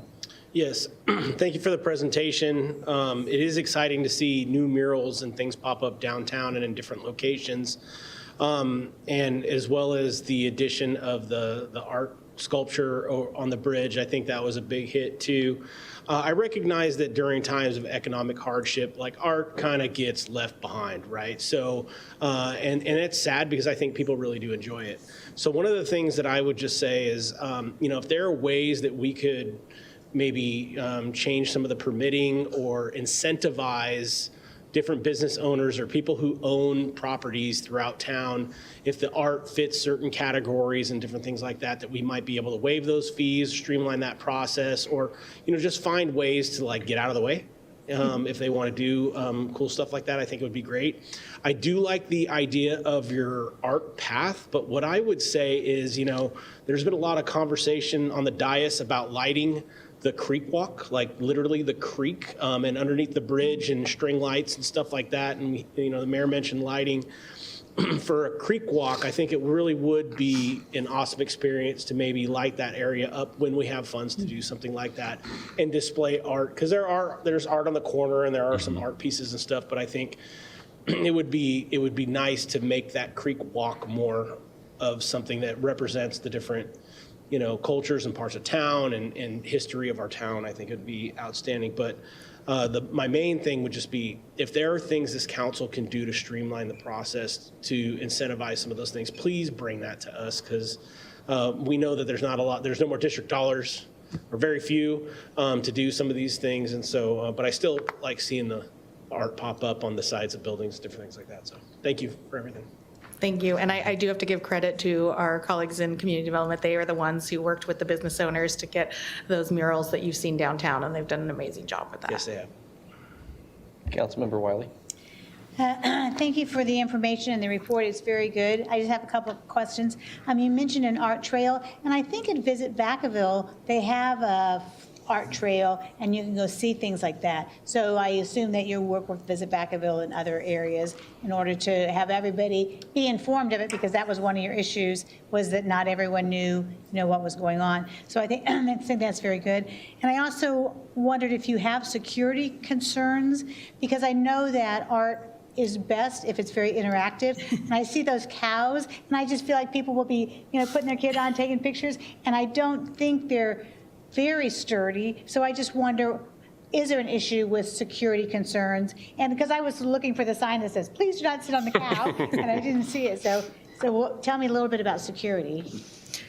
Yeah, well, I would say for a different project, we were collecting just people saying things, and somebody wrote down on this thing, I want to touch the art. And I would just say that is part of what we're encouraging, actually, is for the team to work with artists to make sure that people can interact with it, and it's not like, stay away from the art. We actually want people to interact with it to the extent possible. So usually I think public art, what we've seen in studies and what we hear is that public art tends to not get defaced. In fact, a lot of communities will put murals in a place where there's a lot of graffiti happening because, people tend to not tag an actual piece of art just out of respect for it. So we tend to not see a lot of security issues, but I do think when the projects are actually being developed, it is really important to think about that when you're developing the project, to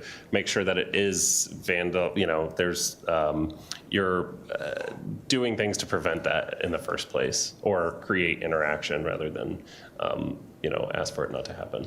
And I know the Heart downtown, they put a special coating on it so it would be graffiti resistant and things like that. So I just always want that to be, on the radar so that we don't have damage to our art that we install. And I also really like the fact that when it's interactive and on the weaving piece, that's so good, because people feel more ownership when they've had a piece as well. When they installed the butterflies at the Markham Trail, it's really great to hear the kids that have been part of it as well, so that's important. And I know it's probably been 25 years ago since I had a project with my third graders to bring that reading statue at the library, and still every time I go to the library, it's like, I had a part in that statue. So it really does make a difference when people are involved.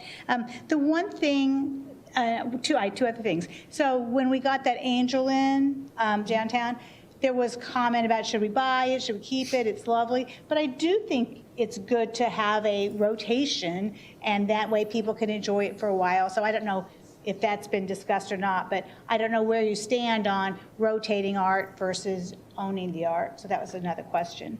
And then the last comment I had, it was just really interesting on the slide that showed the input from the residents and what they wanted from the arts, or where they wanted to see the art. And dead last was gateways, because I think that people want to see the art for the people in places where you are. Whereas if you talk to city planners or people that look this, you want the city to look really good, so let's do what we can to improve our gateways. So it's interesting to see that the people want to see it where the people are, not where people driving by are necessarily going to see it. I think it's important for both, but it was kind of telling to see what the people said about the gateways. I don't resent that as a city planner. I agree with you. And that was, 10 years ago, we did a public art plan for Emeryville. It was the complete opposite, because people just, don't know when they're coming into the community. And you see here, we get the, people want to interact with it. And I think we should definitely focus on that. And I think to your question or comment about the temporary art, Melody can speak to the actual what's happening with the piece. But I will say, I think, as we talked about temporary art earlier, it is really a great idea to have things that constantly change, a sculpture tour or rotating murals or something, because it does actually draw people, and it doesn't become part of the landscape. It becomes a thing to go see. So I think it is. So on the same thing as the gateways, I was kind of surprised to see the mission to be the best in Solano County. I don't want to necessarily be the best in Solano County. I want to do the best for our residents. So that's where I think our focus is, what Vacaville needs, not to just say, we want to be the jewel of Solano County. Just a comment. So that's it. Vice Mayor Chapman. You always have, every time. You beat her to the question. You did. So I'm going to go in another direction with that. Speaking of the gateway, 505, the storage unit, beautiful murals that are on the building, that the property owner that had that concept, had that thought, that was brilliant. My question, how can we tie that into, how are you considering, or have you had a thought of tying that into entering more of the city limit? Does that, am I making sense there? How can you tie, or have you had any thoughts on tying that project, those murals, something else along the way, more art, so that as they continue to enter, come on to I-80, or if they're going to go off onto the off, as if they're going to connect going east?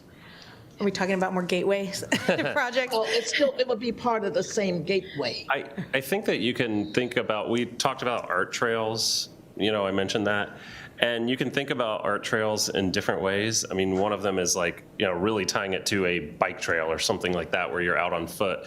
But you could also think about it in terms of tying it to an automobile experience, because we do have some works that are, more like in a median, or like that one, people probably aren't walking by that, they're experiencing it by car.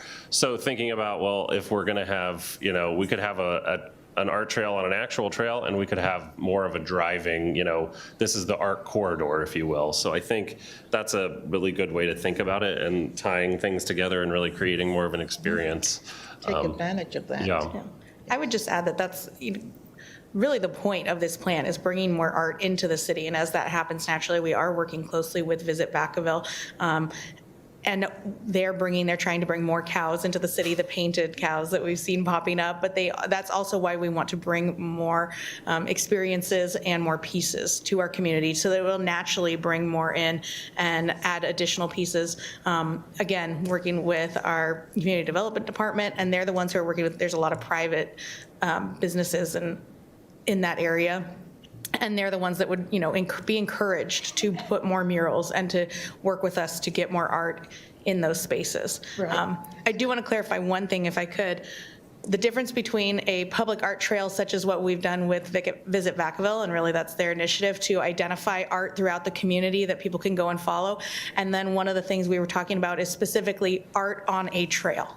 So just that those are two distinct things we've talked about, and have ideas for and visions for art on the Rocky Hill Trail, for like Alamo Creek Trail, to actually place art so that people are seeing it when they're biking and walking throughout that trail systems. And it could also be a marketing tool if you're absolutely thinking about coming in. Oh, this is the city I've heard about with all the art. Yeah. Yeah. Okay, thank you. Something else I'll just, from a question perspective, I mean, you've seen this in other cities. Obviously, we have an Arts Advisory Committee that works for the Parks and Rec.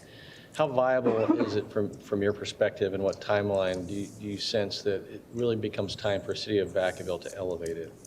That's a great question, and we actually do envision that really specifically in the document. I read that in the plan. I just wanted to hear your perspective. Yeah, well, I think my perspective is that as the program grows, and especially as more public art might be created by the city, so like if there's more funding available, or if you choose to enact a % for art or something like that, as more projects happen, then there's more work, and that means, the Arts Advisory Committee meets quarterly? Yes. Quarterly currently. If you're having a lot more art projects, if people are doing them in the right of way and they need to come to the city, then you're going to need to meet more often. If there's an arts grant program, the committee, would have a role in that. And so as it grows, then I think it should probably become more formal. And I think it's just kind of tethered to how is the program growing. So I think we envision that as like 4 to, Melody can tell me because I can't remember exactly. We envision that happening over time. So like probably 4 to 8 years, I think we have. More in the midterm. Yeah, a midterm. But again, if funding comes available and 2 years from now, there's a lot more work, then things have to grow to meet that. Right. Well, the governance of a committee like that, or if it becomes a commission, truly is to kind of balance what does it mean to have a master plan, right? Because while it may have been lowest on the list, I believe that 505 and 80 is a gateway location for a piece of art, and that's been a long-standing issue. But it's a different piece because there is drivability, there's walkability, there's all these things like how do we activate all the parks? And that's why I do believe, and I think the support in the future for it to actually become a commission, its time will be coming, and that way that it can serve the interests of the council directly. So. One more comment on it, just from a logistical standpoint. It's a committee of the Parks and Rec Commission, so anything that goes there then has to go to Parks and Rec Commission and you. So that is like something that is just adding an extra step for a lot of things. That's what I see. Yeah. So, I mean, again, it's not a bad thing the way it is. It's just that as the city grows and elevates, and clearly the interests are there for, the arts and culture of a master plan. I wanted your opinion on that, so I do appreciate it. So thank you. I'm open up to the public for any comment.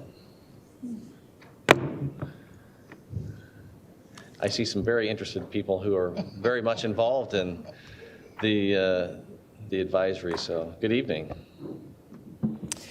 Good evening, Mayor, Vice Mayor Chapman, and council members. My name is Blair Oz. I'm the chair of the Parks and Recreation Commission, and just wanted to take a moment to acknowledge all the hard work that went into the arts and cultural master plan, particularly those of department staff, the Arts Advisory Committee, our consultants, and in particular, Melody Land, who, under her leadership, brought you this plan this evening. I'm just really excited about the plan. There's just some great programs and projects in that plan that we really need to bring to the community. But with that said, such master plans, no matter how well intended they are, often carry the risk of spending more time on the shelf gathering dust rather than being put into action. Whether it's limited resources or limited staffing or limited funding or just other city priorities, and then that just can slow down or prevent the implementation. So the plan actually provides a good framework for implementation, but the next step, I believe, just needs to be a detailed implementation plan for at least the top priorities or the near-term priorities. The plan should include, cost estimates, staffing requirements, what are the potential sources of funds for each of the programs and projects, and then just practical steps on how to move it forward. And then in addition, in order to move it forward, it just needs to be continually revisited so that it can be moved forward and become, all of these programs and projects become a benefit of the community. So, thanks. Thank you. Yeah, thank you. Appreciate it.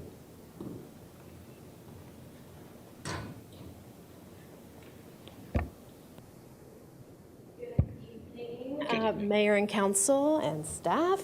I am Brooke Fox. I am the current vice chair of the Arts Advisory Committee. I was the chair while this plan was being implemented and designed, I should say. So I'm very pleased with the plan. I think it offers a lot for us to work with and to get started with. I'm very hopeful that it will move the Arts Advisory Committee forward, potentially into commission territory, where it was sort of originally envisioned. And I am a proponent of the committee meeting more frequently and doing more work and getting more involved. To do that, though, we do need more funding sources. So that is the big question of the day. And so, I am a proponent of the potential ordinance for 1% for art, which many other cities have adopted, which sets aside funding from new development projects into the Public Art Trust Fund so that the Arts Advisory Committee can utilize that funding to do all this wonderful work that is outlined in the plan. So with that, I really feel as though there's some exciting things in the plan. Just want to, really work with you and with city staff to determine how we can best set aside some funds and to get to work. So thank you very much. Thank you. Seeing no one else, I'll bring this back to the council, and the action item tonight is to adopt a subject matter resolution. Motion to approve the master plan. We have a motion. Do I have a second? Second. We have a motion and a second. All in favor? Aye. Opposed? Well, thank you. This gives us the starting points, and I do appreciate the public comments on what it takes, because you have to put steps behind a vision. So it's nice to have this, and I think it ties in, especially with our downtown master plan, but our whole city, whether it's walking trails or gateways. So thank you very much. Thank you all. I'm very excited to see where this goes, and I just want to echo Melody was really the driving force behind this, so we should all be giving her a hand. So thank you all very much. I'm excited to see next steps. Thank you all. Thank you very Look forward much. to the future. Yeah, we're going to stand in recess for 5 minutes and take a quick break, and then we'll resume. So thank you.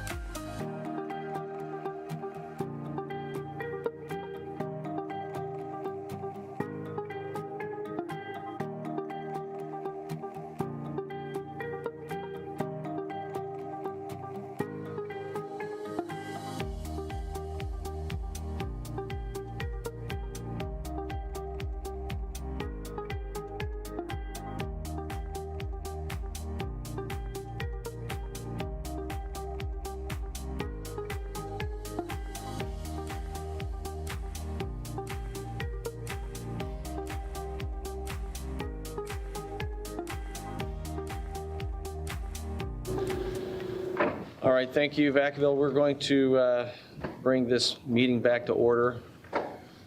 It is, I believe we've got one more item, Madam City Clerk. Yes, thank you. We have one more item. It's Diff 102, Development Impact Fee Informational Presentation, and Public Works Director Brian McLean will be starting off. Good evening, Mr. Mayor, Vice Mayor, and City Council. Before I begin, I'd like to introduce the team. We have Gwen Owens, our Special Project Coordinator, and we have Luke Fulsch with Economic Planning Systems, our consultant. And in the audience, we also have Rosanna Wren from EPS. So just as a way of background, back in June, as you recall, we went through the Diff 101, which was the basics, as we were calling it. We talked about the Fee Mitigation Act, AKA Development Impact Fees. We talked about Impact Fee Nexus Study, as well as we went through some of the history of the Diff and some of the actions that the City Council has taken over the last several years. Additionally, we talked about Diff reporting and Diff accounting. Tonight, we're going to move into a little bit more of the details, Diff 102. We're going to talk about the linkage between the general plan, master plans, and various specifications and standards that the City Council approves that works its way through the Development Impact Fee Nexus Study process to eventually arrive at the calculation process to get to the maximum justifiable fee. So with that, I'm going to pass it over to Gwen Owens.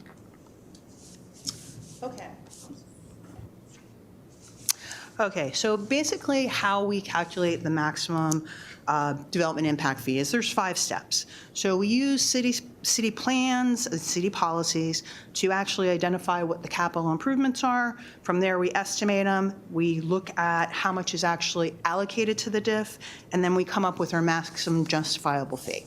Next slide. Okay, so I will go in a little bit more in depth. So basically, the city policies and plans that we use is we use the general plan. The general plan has policies for how many parks we need, acres of park per 1,000 residents.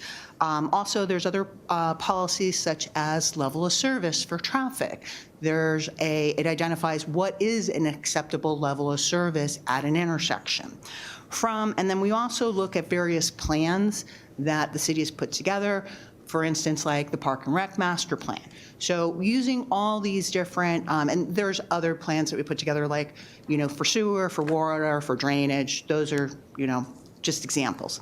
And so basically, from our policies and our plans, we identify what are the actual capital improvements. What are we going to build to be consistent with our policies and plans?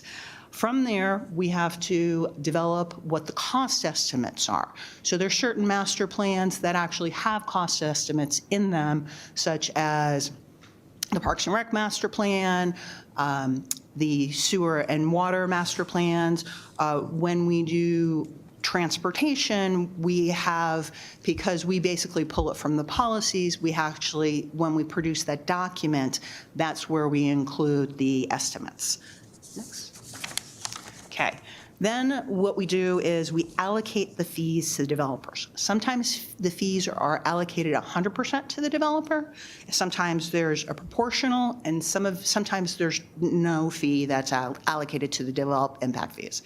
So 100% would be, for example, if I have an intersection that is operating acceptably right now with our current population, and then we add the development on top of that, and it operates unacceptably, the improvement to make that intersection operate acceptably is 100% on the developer.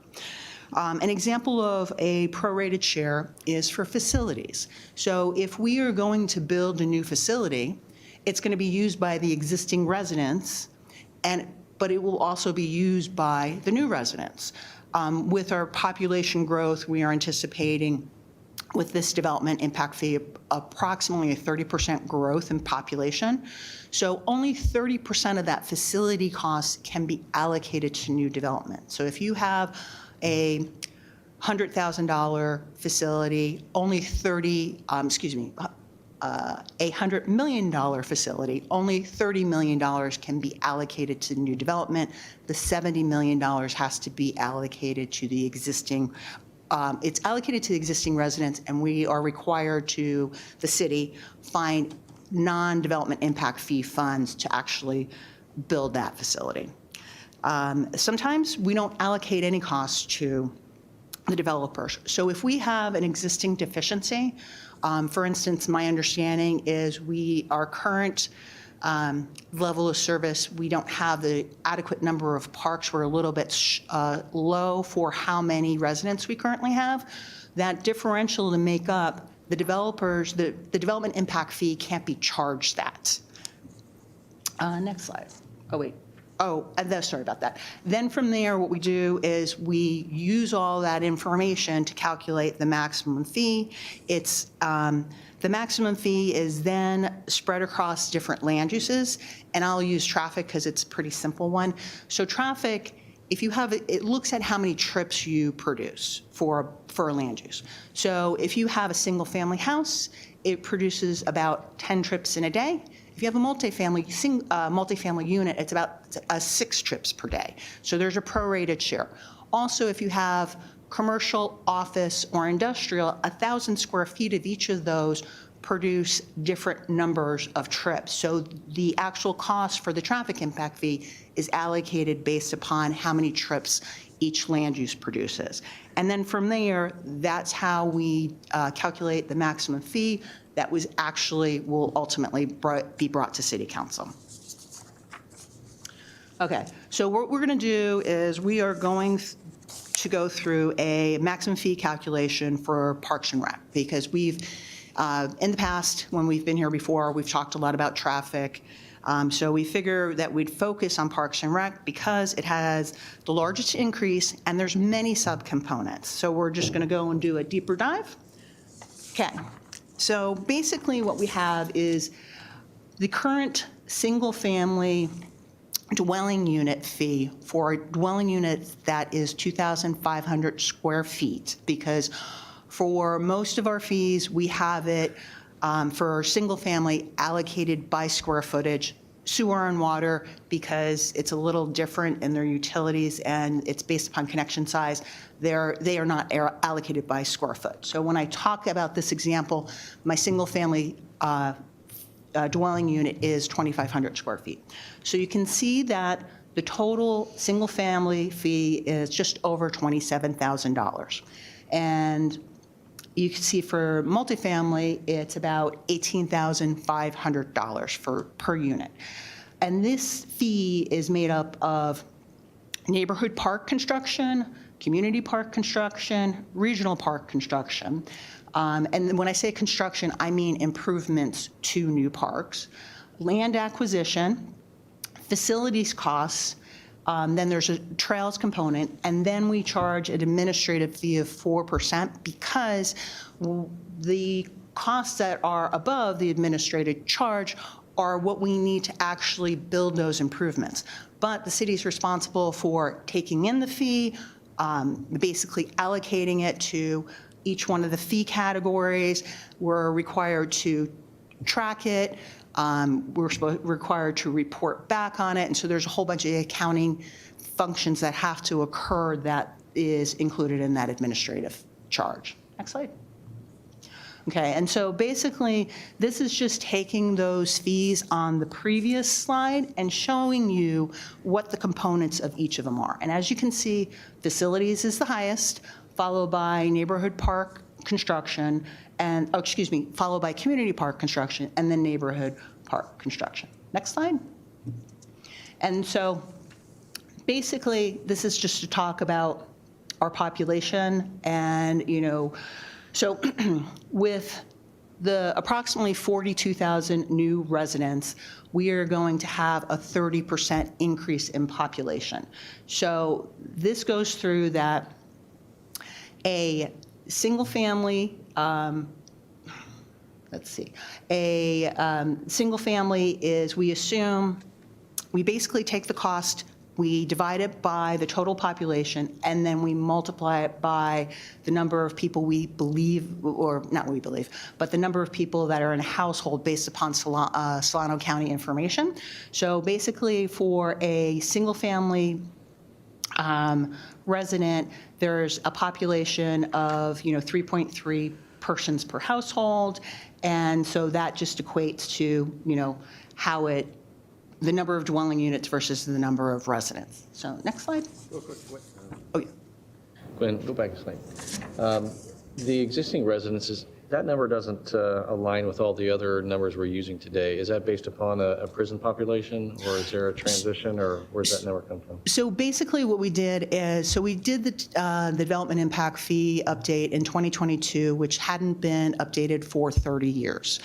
This actually update was supposed to right-size a few discrepancies that we had missed previously, and to take into the significant cost increases that we've had from COVID, supply chain, and inflation. So it was supposed to be like a minor update. So we didn't change the base year. So our base year is from the 2020. So you used that information, which is the reason. Because if we didn't use the base year that we used in 2022, then it's a domino effect through a bunch of other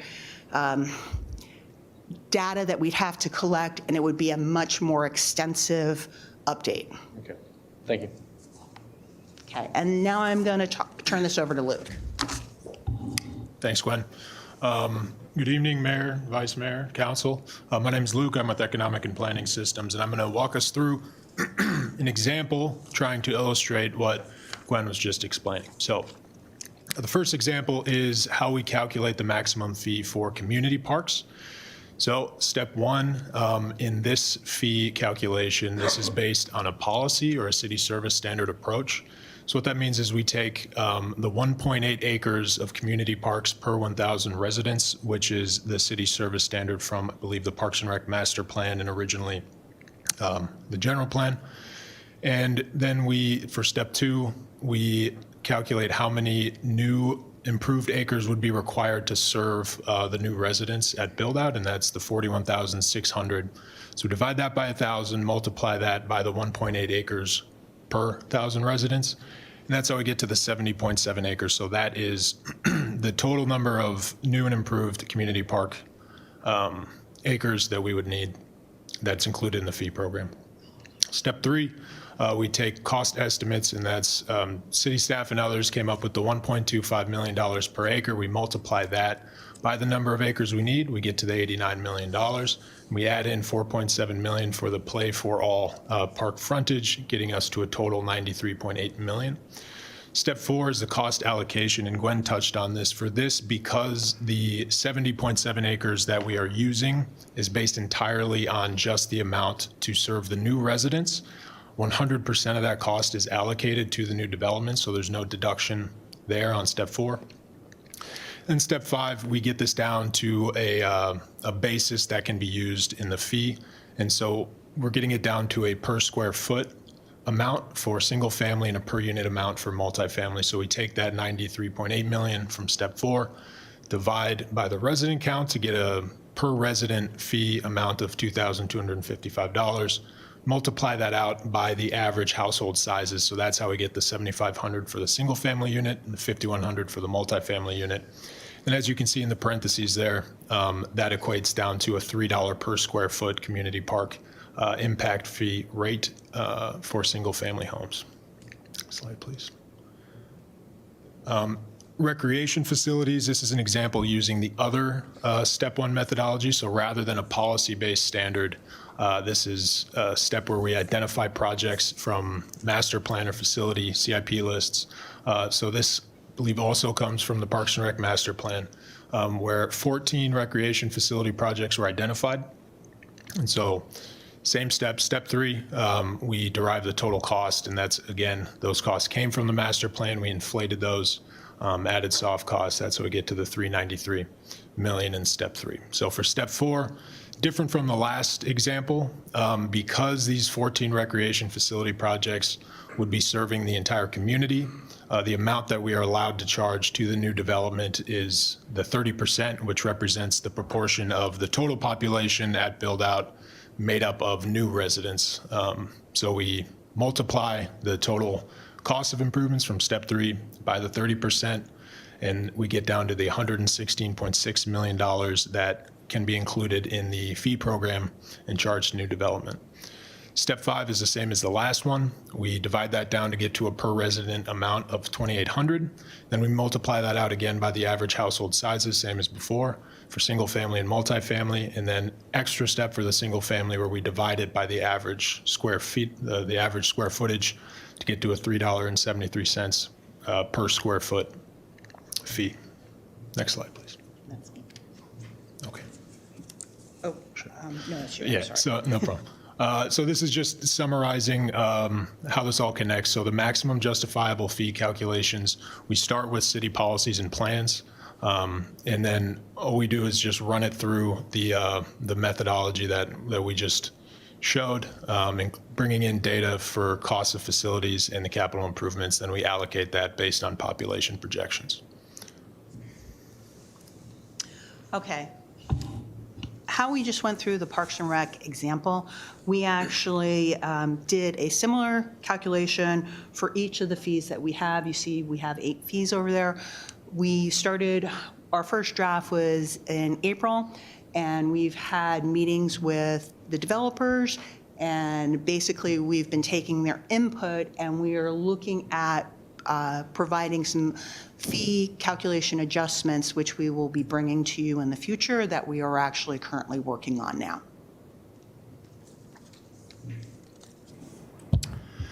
In terms of project schedule, we have one more. This will be the 6th and last public DIF meeting with our development community. That'll be on August 25th.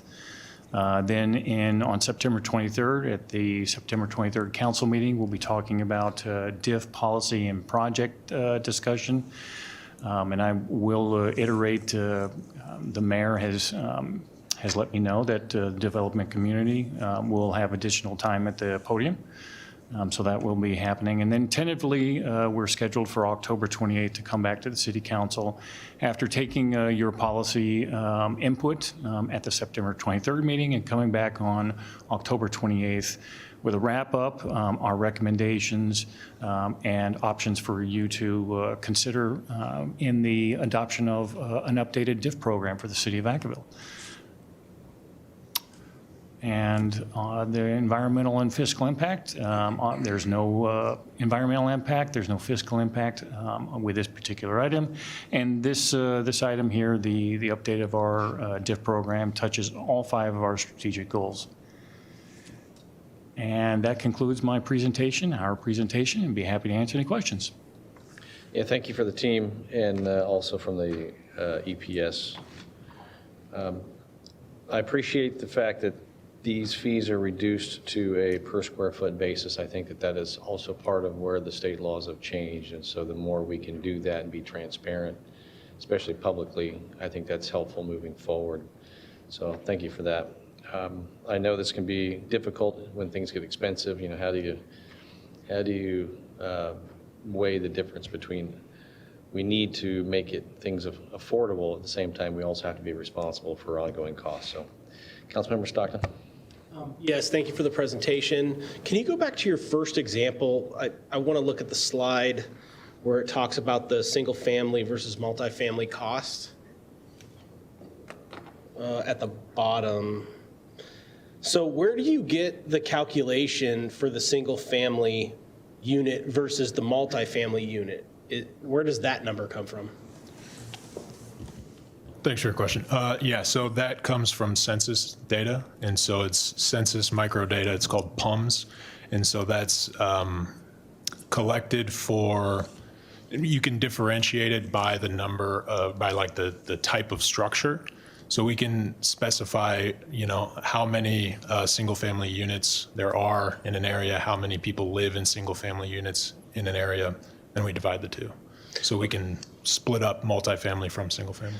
And the reason why I ask is because if we're trying to incentivize building missing middle housing or higher density housing, is there a way that that number can be figured based upon acreage, right? Because if you have 5 acres, you could either build this many single family dwellings, or you can build multifamily dwellings that are going to incur significantly more costs than if they were to build single family as it relates to the community park fee. I know it's just this fee specifically, but are we bound by state law to utilize this formula, or can it be based upon the acreage, right? Because I feel like if we want them to build multifamily housing, I mean, let's just say it's an acre, which would be a big lot for a single family dwelling, or a half acre. You could put a multifamily unit on it that might have 8 houses on it or something, right? Like if it's zoned high density, it's like, what is it? The low is 20 units per acre and the high is 30. So when you times that 20 or 30 by that bottom number, I couldn't see why anybody would build that. So like, I guess that's my question. Do you want to answer that? Okay. So there's certain fees, like for traffic, it's based upon how many trips are generated by single family versus multifamily. For police and fire, it's based upon our service unit of what we provide to the existing residents. So it equates to population, and the same thing with Parks and Rec is that it equates to the population. So if you put more people, regardless if you're more dense or less dense, for those it equates to population as opposed to acreage. Okay, and that very well, I mean, that makes sense. I'm just trying to figure out in my head, I mean, I could see why if I had an acre, it would make more sense to build, I mean, profit-wise, Is that something that the council has control over, changing these fees here, or is it mandated by the state that we set it a certain way? So basically what staff does is we calculate what the maximum fee is based upon all our policies and our plans. We're in the process of trying to slice and dice it and look at different things so we can reduce the fees. That will come to City Council, and City Council will provide direction as to what we would like, what they'd like the fees to be for City Council. So Council is the one who ultimately approves what the fees are. Okay. We're not bound by law to charge a specific fee. Okay, thank you very much. Just adding a little bit more to that, the methodology here, the calculation methodology is utilizing standard industry methodology in the calculation process. And so we're not developing this out of whole cloth. There is a strict methodology to get to the calculation. But as Gwen was saying, at the September 23rd meeting, when we talk about the projects and policies, council will have a full opportunity to weigh in on the fees and where we're at, as well as looking at some of the options that staff are bringing to potentially help reduce some of those fees and reach that balance point that the mayor is talking about between development and actually having the city construct these improvements for the benefit of the citizens. So to build on that, thank you for that clarification. Is the numbers that you are using here, I mean, I know this is just an example, right? But like the 7505 for single family, is that based, and then the 5110 for multifamily unit, is that standard across like our area that people are using the same methodology to come up with that figure?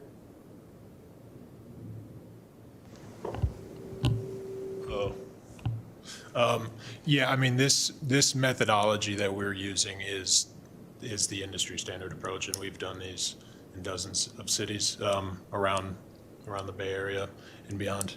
Yeah, and they have to be tied to a nexus, right? It's a nexus study, and the nexus of the fees that you're charging have to be tied to like a rational nexus of what is causing the need for the fee. So more residents, more fee when it comes to parks, as an example. So when you say the Bay Area, I mean, that's pretty vast, right? I mean, living in San Francisco versus Vacaville is going to have significant price differences for the land and the construction and all of those things too. Is there a way for us to look at similar sized cities in California that are maybe not in the Bay Area, but similar size to Vacaville? We actually are we're putting the finishing touches on a municipal comparison. There's going to be the city of Fairfield is in there, American Canyon, Brentwood, Elk Grove, Rancho Cordova. So a smattering of our sister city down the road, as well as some of the other municipalities that are local to us. Okay, thank you. And the region. Yes, and I think just for clarification, I know you've already touched on it, and for the public, this is the maximum allowable, and so from there we work backwards. So I think it's important to understand the council sets what that will be, and also through this process allows for the vetting of what's the reason for these fees, what's going into it that has to have the nexus, and so that will be further examined. This is just on a series, so that'll be further examined in September. The August meeting, but for sure the September meeting and then the final meeting. That's correct, Mayor. It's going to be a fairly, hopefully not too long, not too boring, but the September 23rd meeting, from staff's point of view, we're really going to be looking at the City Council to provide input. We're going to be providing a substantial amount of information, lots of options to consider, along with those municipal comparisons. And our objective here is to walk you through the start of this whole thing, where we began in April with the draft Nexus study, or the Nexus study, and the fees that were incorporated therein, and then walk you through the progression of the various conversations and public meetings that we've had with the development community, options that we've developed based on some of those comments, some of the comments the council has made, and then being able to provide you those options to be able to finally make that considered opinion. And to your point, Mayor, it's in many of the slides, we made sure, I even put it in red, that the council sets the fee. The maximum fee is iterated by the Nexus study, but you, the City Council, set the fee, no more than the maximum, but it can be at a lower rate that you decide. Great, thank you. Councilmember Wiley. Thank you for the information and the steps and the calculation. I don't understand on this one, why is Play for All Park frontage called out specifically and adding 4.7 million? So basically, this goes back to when the farm was going through its tentative maps and approval and stuff like that. In the development agreement, it was agreed to that the city would fund the frontage improvements for Play for All Park, so that the developers didn't have to build that frontage, and that was just part of the agreement. So that cost has to come from somewhere, and so that's why it's added in here. So is that the total cost of the frontage, or is that just one part for, does each calculation include that much, or is that the total cost? That's the total cost. So if For the you're frontage. developing a community park in your area, they pay a portion of that? Correct. Okay, until we get to 93 million and we have enough to do that. Okay. Thank you. Councilmember Freeman. Yes, thank you for the presentation. I'm just curious, as far as for the maximum fee calculation, once that is set, does it take into consideration the future asks of local government and city council for inclusionary housing considerations or mandates affordable low income, or is that going to be placed onto the developers or builders?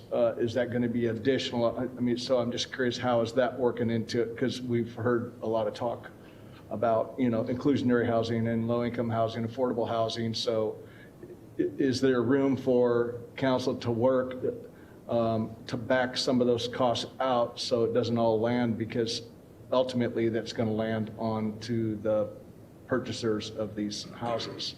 So I don't know if I'm asking it right. I'm just trying to kind of get a finger on the pulse. So basically, this is the developer creates an impact, we identify what the impact is, and then there's a cost of the impact, and that's what the fee includes. If it doesn't include inclusionary housing or any of the other ones that you had mentioned. It doesn't include that. Does not.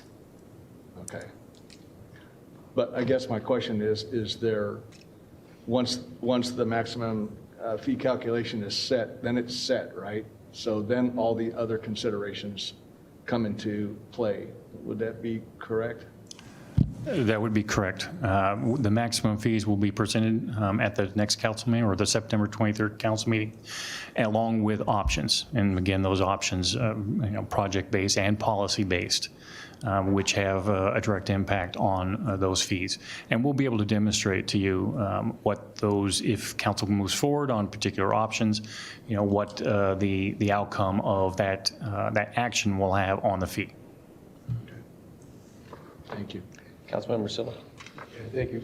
Well, that was a beautiful definition, or keeping it focused on the impact of development and and the cost of that. Again, one of the things that continues to come up is the impact on our schools.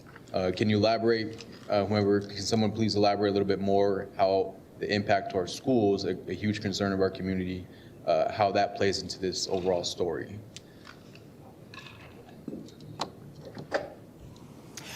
Okay, so clearly as you have more development, you have more potential students that are going to be in the area. The school fees are not included as part of this fee, but every house, and I'm not a school fee expert in any way, shape, or form, but every time you build a house or build a apartment complex, there are fees that are required to be paid to the school district. Those fees are the ones that the school district uses to build their facility. So it's basically, they're kind of separate from us. We don't collect fees for them. They collect their own fees, they administer their fees, and they determine how they're going to spend their fees and where new schools will be built. And it's okay if we don't know that, because I understand it's a separate process, but my understanding is that it's capped. That particular amount is capped by the state. And I think it's around 3%.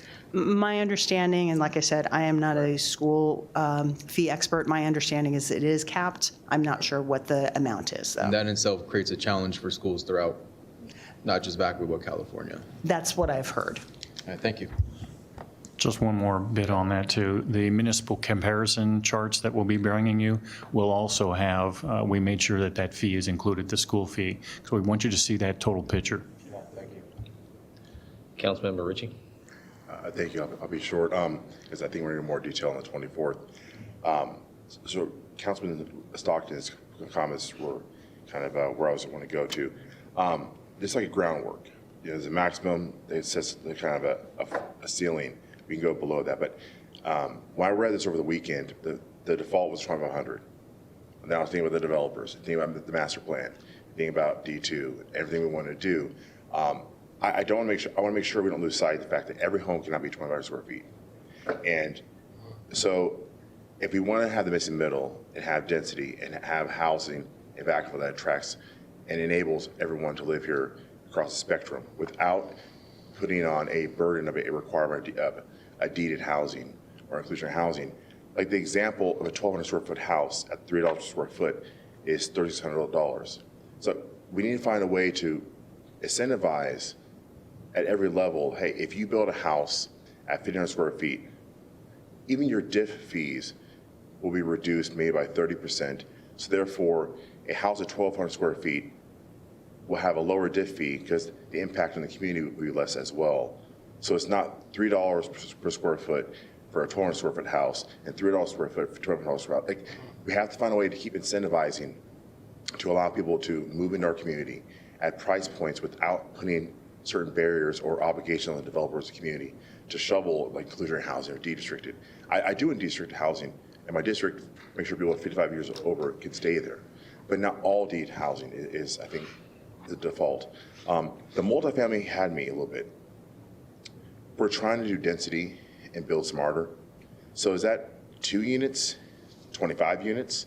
Because you can do an acre, I think you do almost like 20 to 30 per For high density, yeah, but, well, so let's say you do 30 units on an acre. So what would the fee be per unit? 550, 110. No. I don't. So I think just for clarity, and part of, maybe because this is trying to work through what these fee calculations, and you're using the parks as the example. In some cases, it's the service, sometimes it's the population, and it sounds to me like there's some questions that may, from the council, that lean into density. As I understand it, and maybe this, you can help answer what we're hearing, is some of these fees are going to be based on the square feet. That's the whole point, correct? Correct. For a majority of the fees, they will be based upon square feet. So 1,100 square foot is going to look very different than a 4,000 square foot. So the whole intent here by the state law that we're now leading into is it will incentivize the missing middle because the fee structure will be lower. Is that correct? Correct. Okay. And that's where I want to get to. That's the point. Exactly. We're at $3 square foot. We said a ceiling, but it can be reduced to help incentivize developers to want to build houses that are at different tiers to fit that missing middle. But at the multifamily, so let's say you do a 75 unit structure. Say it's 4 stories, some great shape. Are we going to calculate the per unit cost per unit? So say the average unit is 900 square feet. That should be say 900 square feet would be less than 1,200. So maybe let's say it's 2.25 per square foot, or $100.79 per square foot. So for multifamily, it was the fee is by a unit. It's not calculated by the square foot of the unit because there wasn't enough data locally for us to determine if you have a 400 square foot apartment versus an 800 square foot apartment, how many people live in that apartment.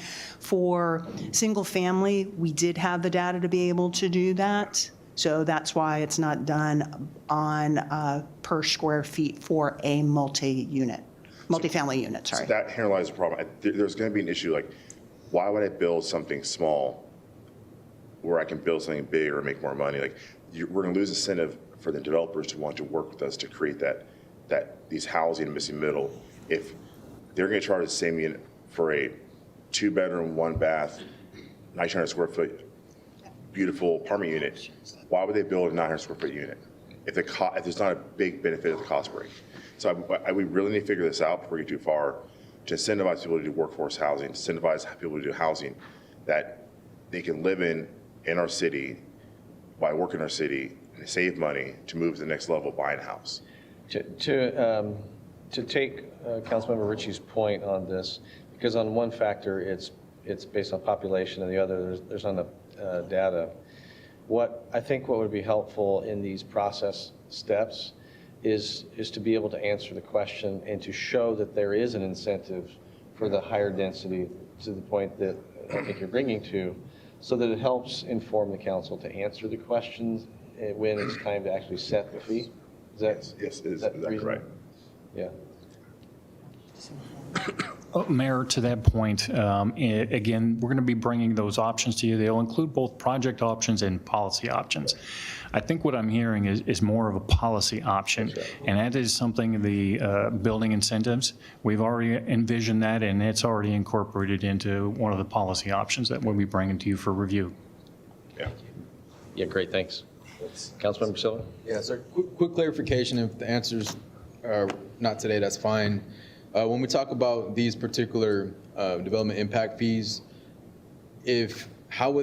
my question is, how would that pertain to, let's say, a pad is laid, but only a portion of that pad is actually developed? So, for example, there's a pad that maybe can accommodate a 4-bedroom house, that, let's say, for example, 2,500 square foot, but it's only constructed just to have maybe, let's say, half of that, or near half of that, so 1,500 square feet, so some equivalent to 1 2-bedroom, whatever. So the homeowner is able to purchase something ideally at a lower amount, with the ability to continue to develop out that pad over time. But when the development's put in, everything's ready to go. It's just as they accumulate more revenue or wealth, they can actually add on to that. So this gets into basically the implementation. So when you collect the fees and things.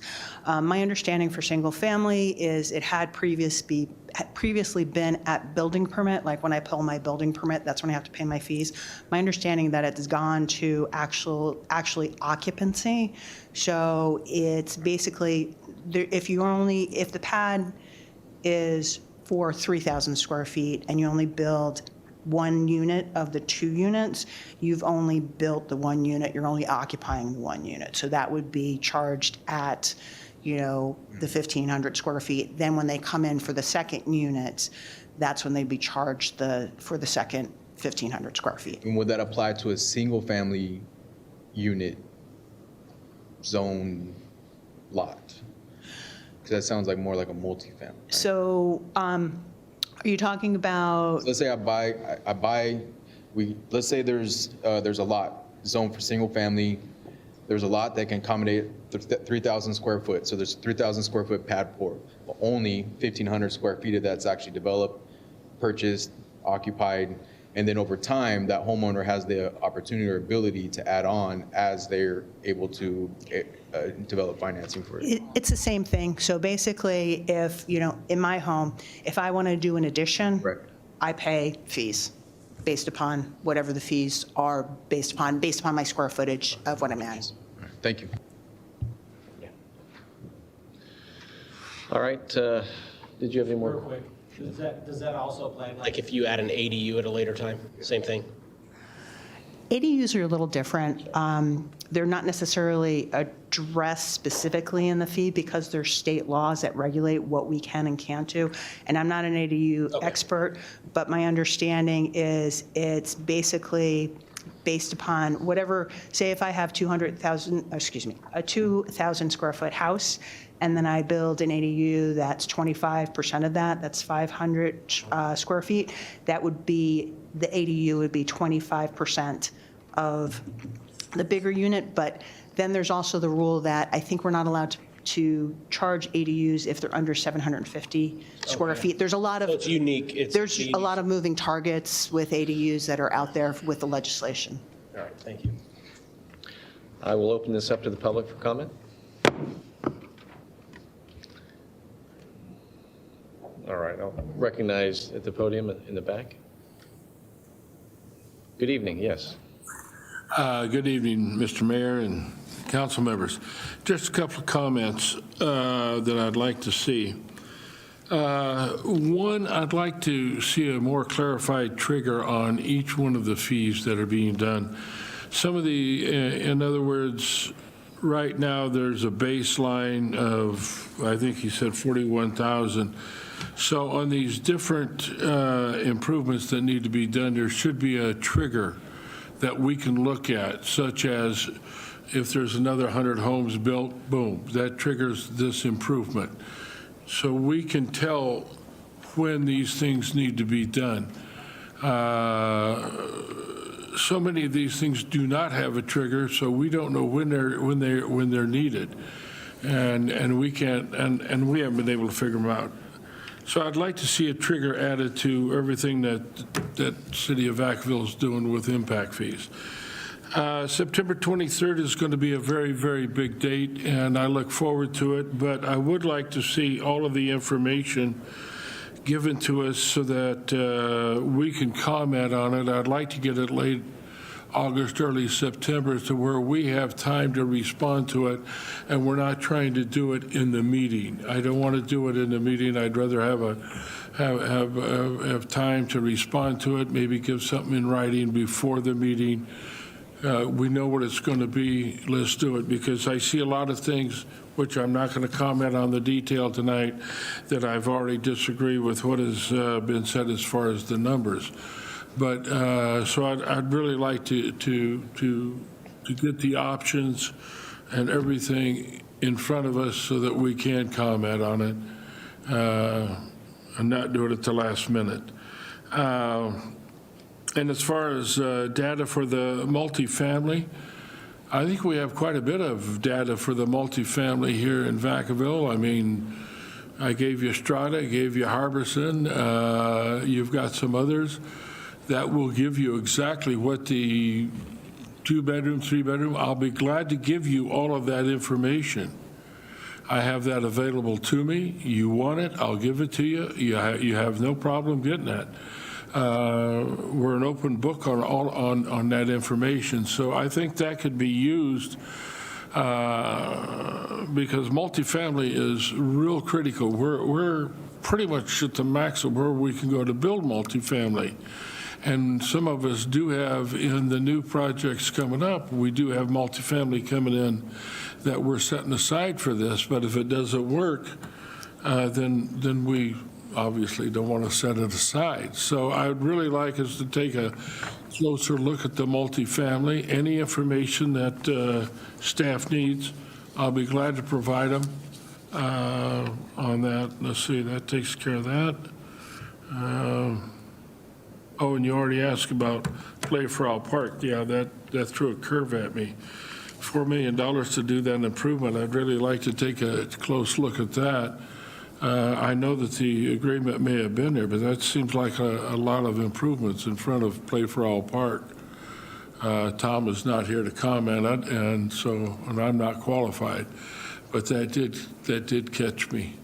So. Well, thank you for those, and hopefully staff can answer some of those. And also in the meetings coming up, it would make absolute sense that there is information provided in advance, so the meetings are not the moment of learning. So before you answer that, I'll go ahead and open up for anyone else, and then you can respond. Good evening. Good evening. Didn't want to get ahead of Rich. You don't want to do that. I'm Lisa Vorderbriggen. I'm with the BIA of the Bay Area. Thank you so much for having me here, and thanks to your staff. They've done a great job in having a lot of meetings with the development community, and we very, very much appreciate that. Back in April, when the Nexus studies came out and we saw the tremendous increases that were being contemplated at the maximum justified fee, our members were very concerned. And so one of the things that we often do in these situations is we'll hire consulting firms to do peer reviews of the Nexus studies. It's, as a former newspaper reporter, our policy was always everyone needs an editor, right? So this was an opportunity to go through the Nexus studies. We hired 2 consulting firms, very well-known companies out of Sacramento. And our preliminary findings, and I sent you all a letter with more details in it earlier today, are that we believe the maximum justified fees are overstated by about 36 to 37%, depending on where it's located. And of course, good data matters because it helps you make good decisions. So we are in the process of finalizing the full report with all the information associated with it. Our hope is to have a meeting with staff and provide it to staff so that they have an opportunity to respond to it. And certainly our consultants are the experts on this, not me. So it would be, we're looking forward to doing that and hope that that will be informative to all of you as you make your decisions, going forward. And if there are any questions, I won't go through all the minutia here at this late hour. You provided the document? Yes. Okay, great, thank you. Yes, great, thank you so much. Appreciate that. I'm sure that can be distributed and worked through staff, so thank you.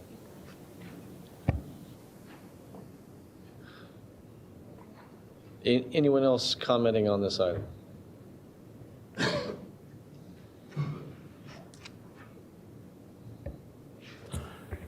Well, you've heard from the representatives of the builders. Let's hear from the representative of the city residents.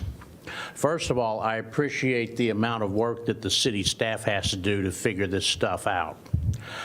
I, for one, don't understand how there's any hesitancy on the part of the city to charge these builders as much as we possibly can justify, because they came to you wanting to build in Vacaville.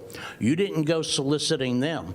If they don't like what the city decides is necessary, they can leave. Somebody else will take over the spot. Thank you. Thank you. Knowing that there's no one else in the audience that wishes to speak, because everyone who's here is either staff or has already spoken. So I'm going to go ahead and close the public portion of this, bring it back. And Brian, if you could maybe make some comments. Just one comment for sake of time. For the September 23rd meeting, Rich had mentioned, having, the desire to have that information, the policies and the project considerations that we'll be bringing before you at that September 23rd meeting in advance of that meeting so that he and his fellow developer colleagues can review. Totally reasonable, and we will intend to make sure that that happens. Any issues that, obviously there was 2 other comments, trigger for the fees. That might be a separate issue. I don't know if you have any comments on that, or multifamily data. But also with the document today on the peer review, any thoughts or considerations? On the peer review or from the BIA, we look forward to seeing their information. They said in their letter that they would be providing us a detailed breakdown of their findings. I look forward to seeing that. And then as far as the triggers, that's something that we'll have to talk internally about and do a little bit of thinking on. Well, certainly there's no doubt in the future. We know that we want clarity for anyone who wants to develop. When to expect the fees, what the fees are made of, and so it's an easy breakdown, because the hardest thing sometimes is when someone looks at something and says, they see a master number, and it's hard to quantify. So I know that there's some comparative analysis that's coming our way. I look forward to it, and on behalf of the council, I appreciate all the work that is being done. It's always a difficult thing to walk through, and a reminder that the maximum allowable also needs to be that which we can defend. But then also the council ultimately has the decision-making responsibility, working with staff to actually set what we believe is going to be effective. And so appreciate your time, and thank you for that. There's no action item on it tonight. Looking forward to those future meetings. We are not going back into closed session, as that was and there was nothing to report out on it when it was. So we're going to stand in adjournment. Good night, Vacaville.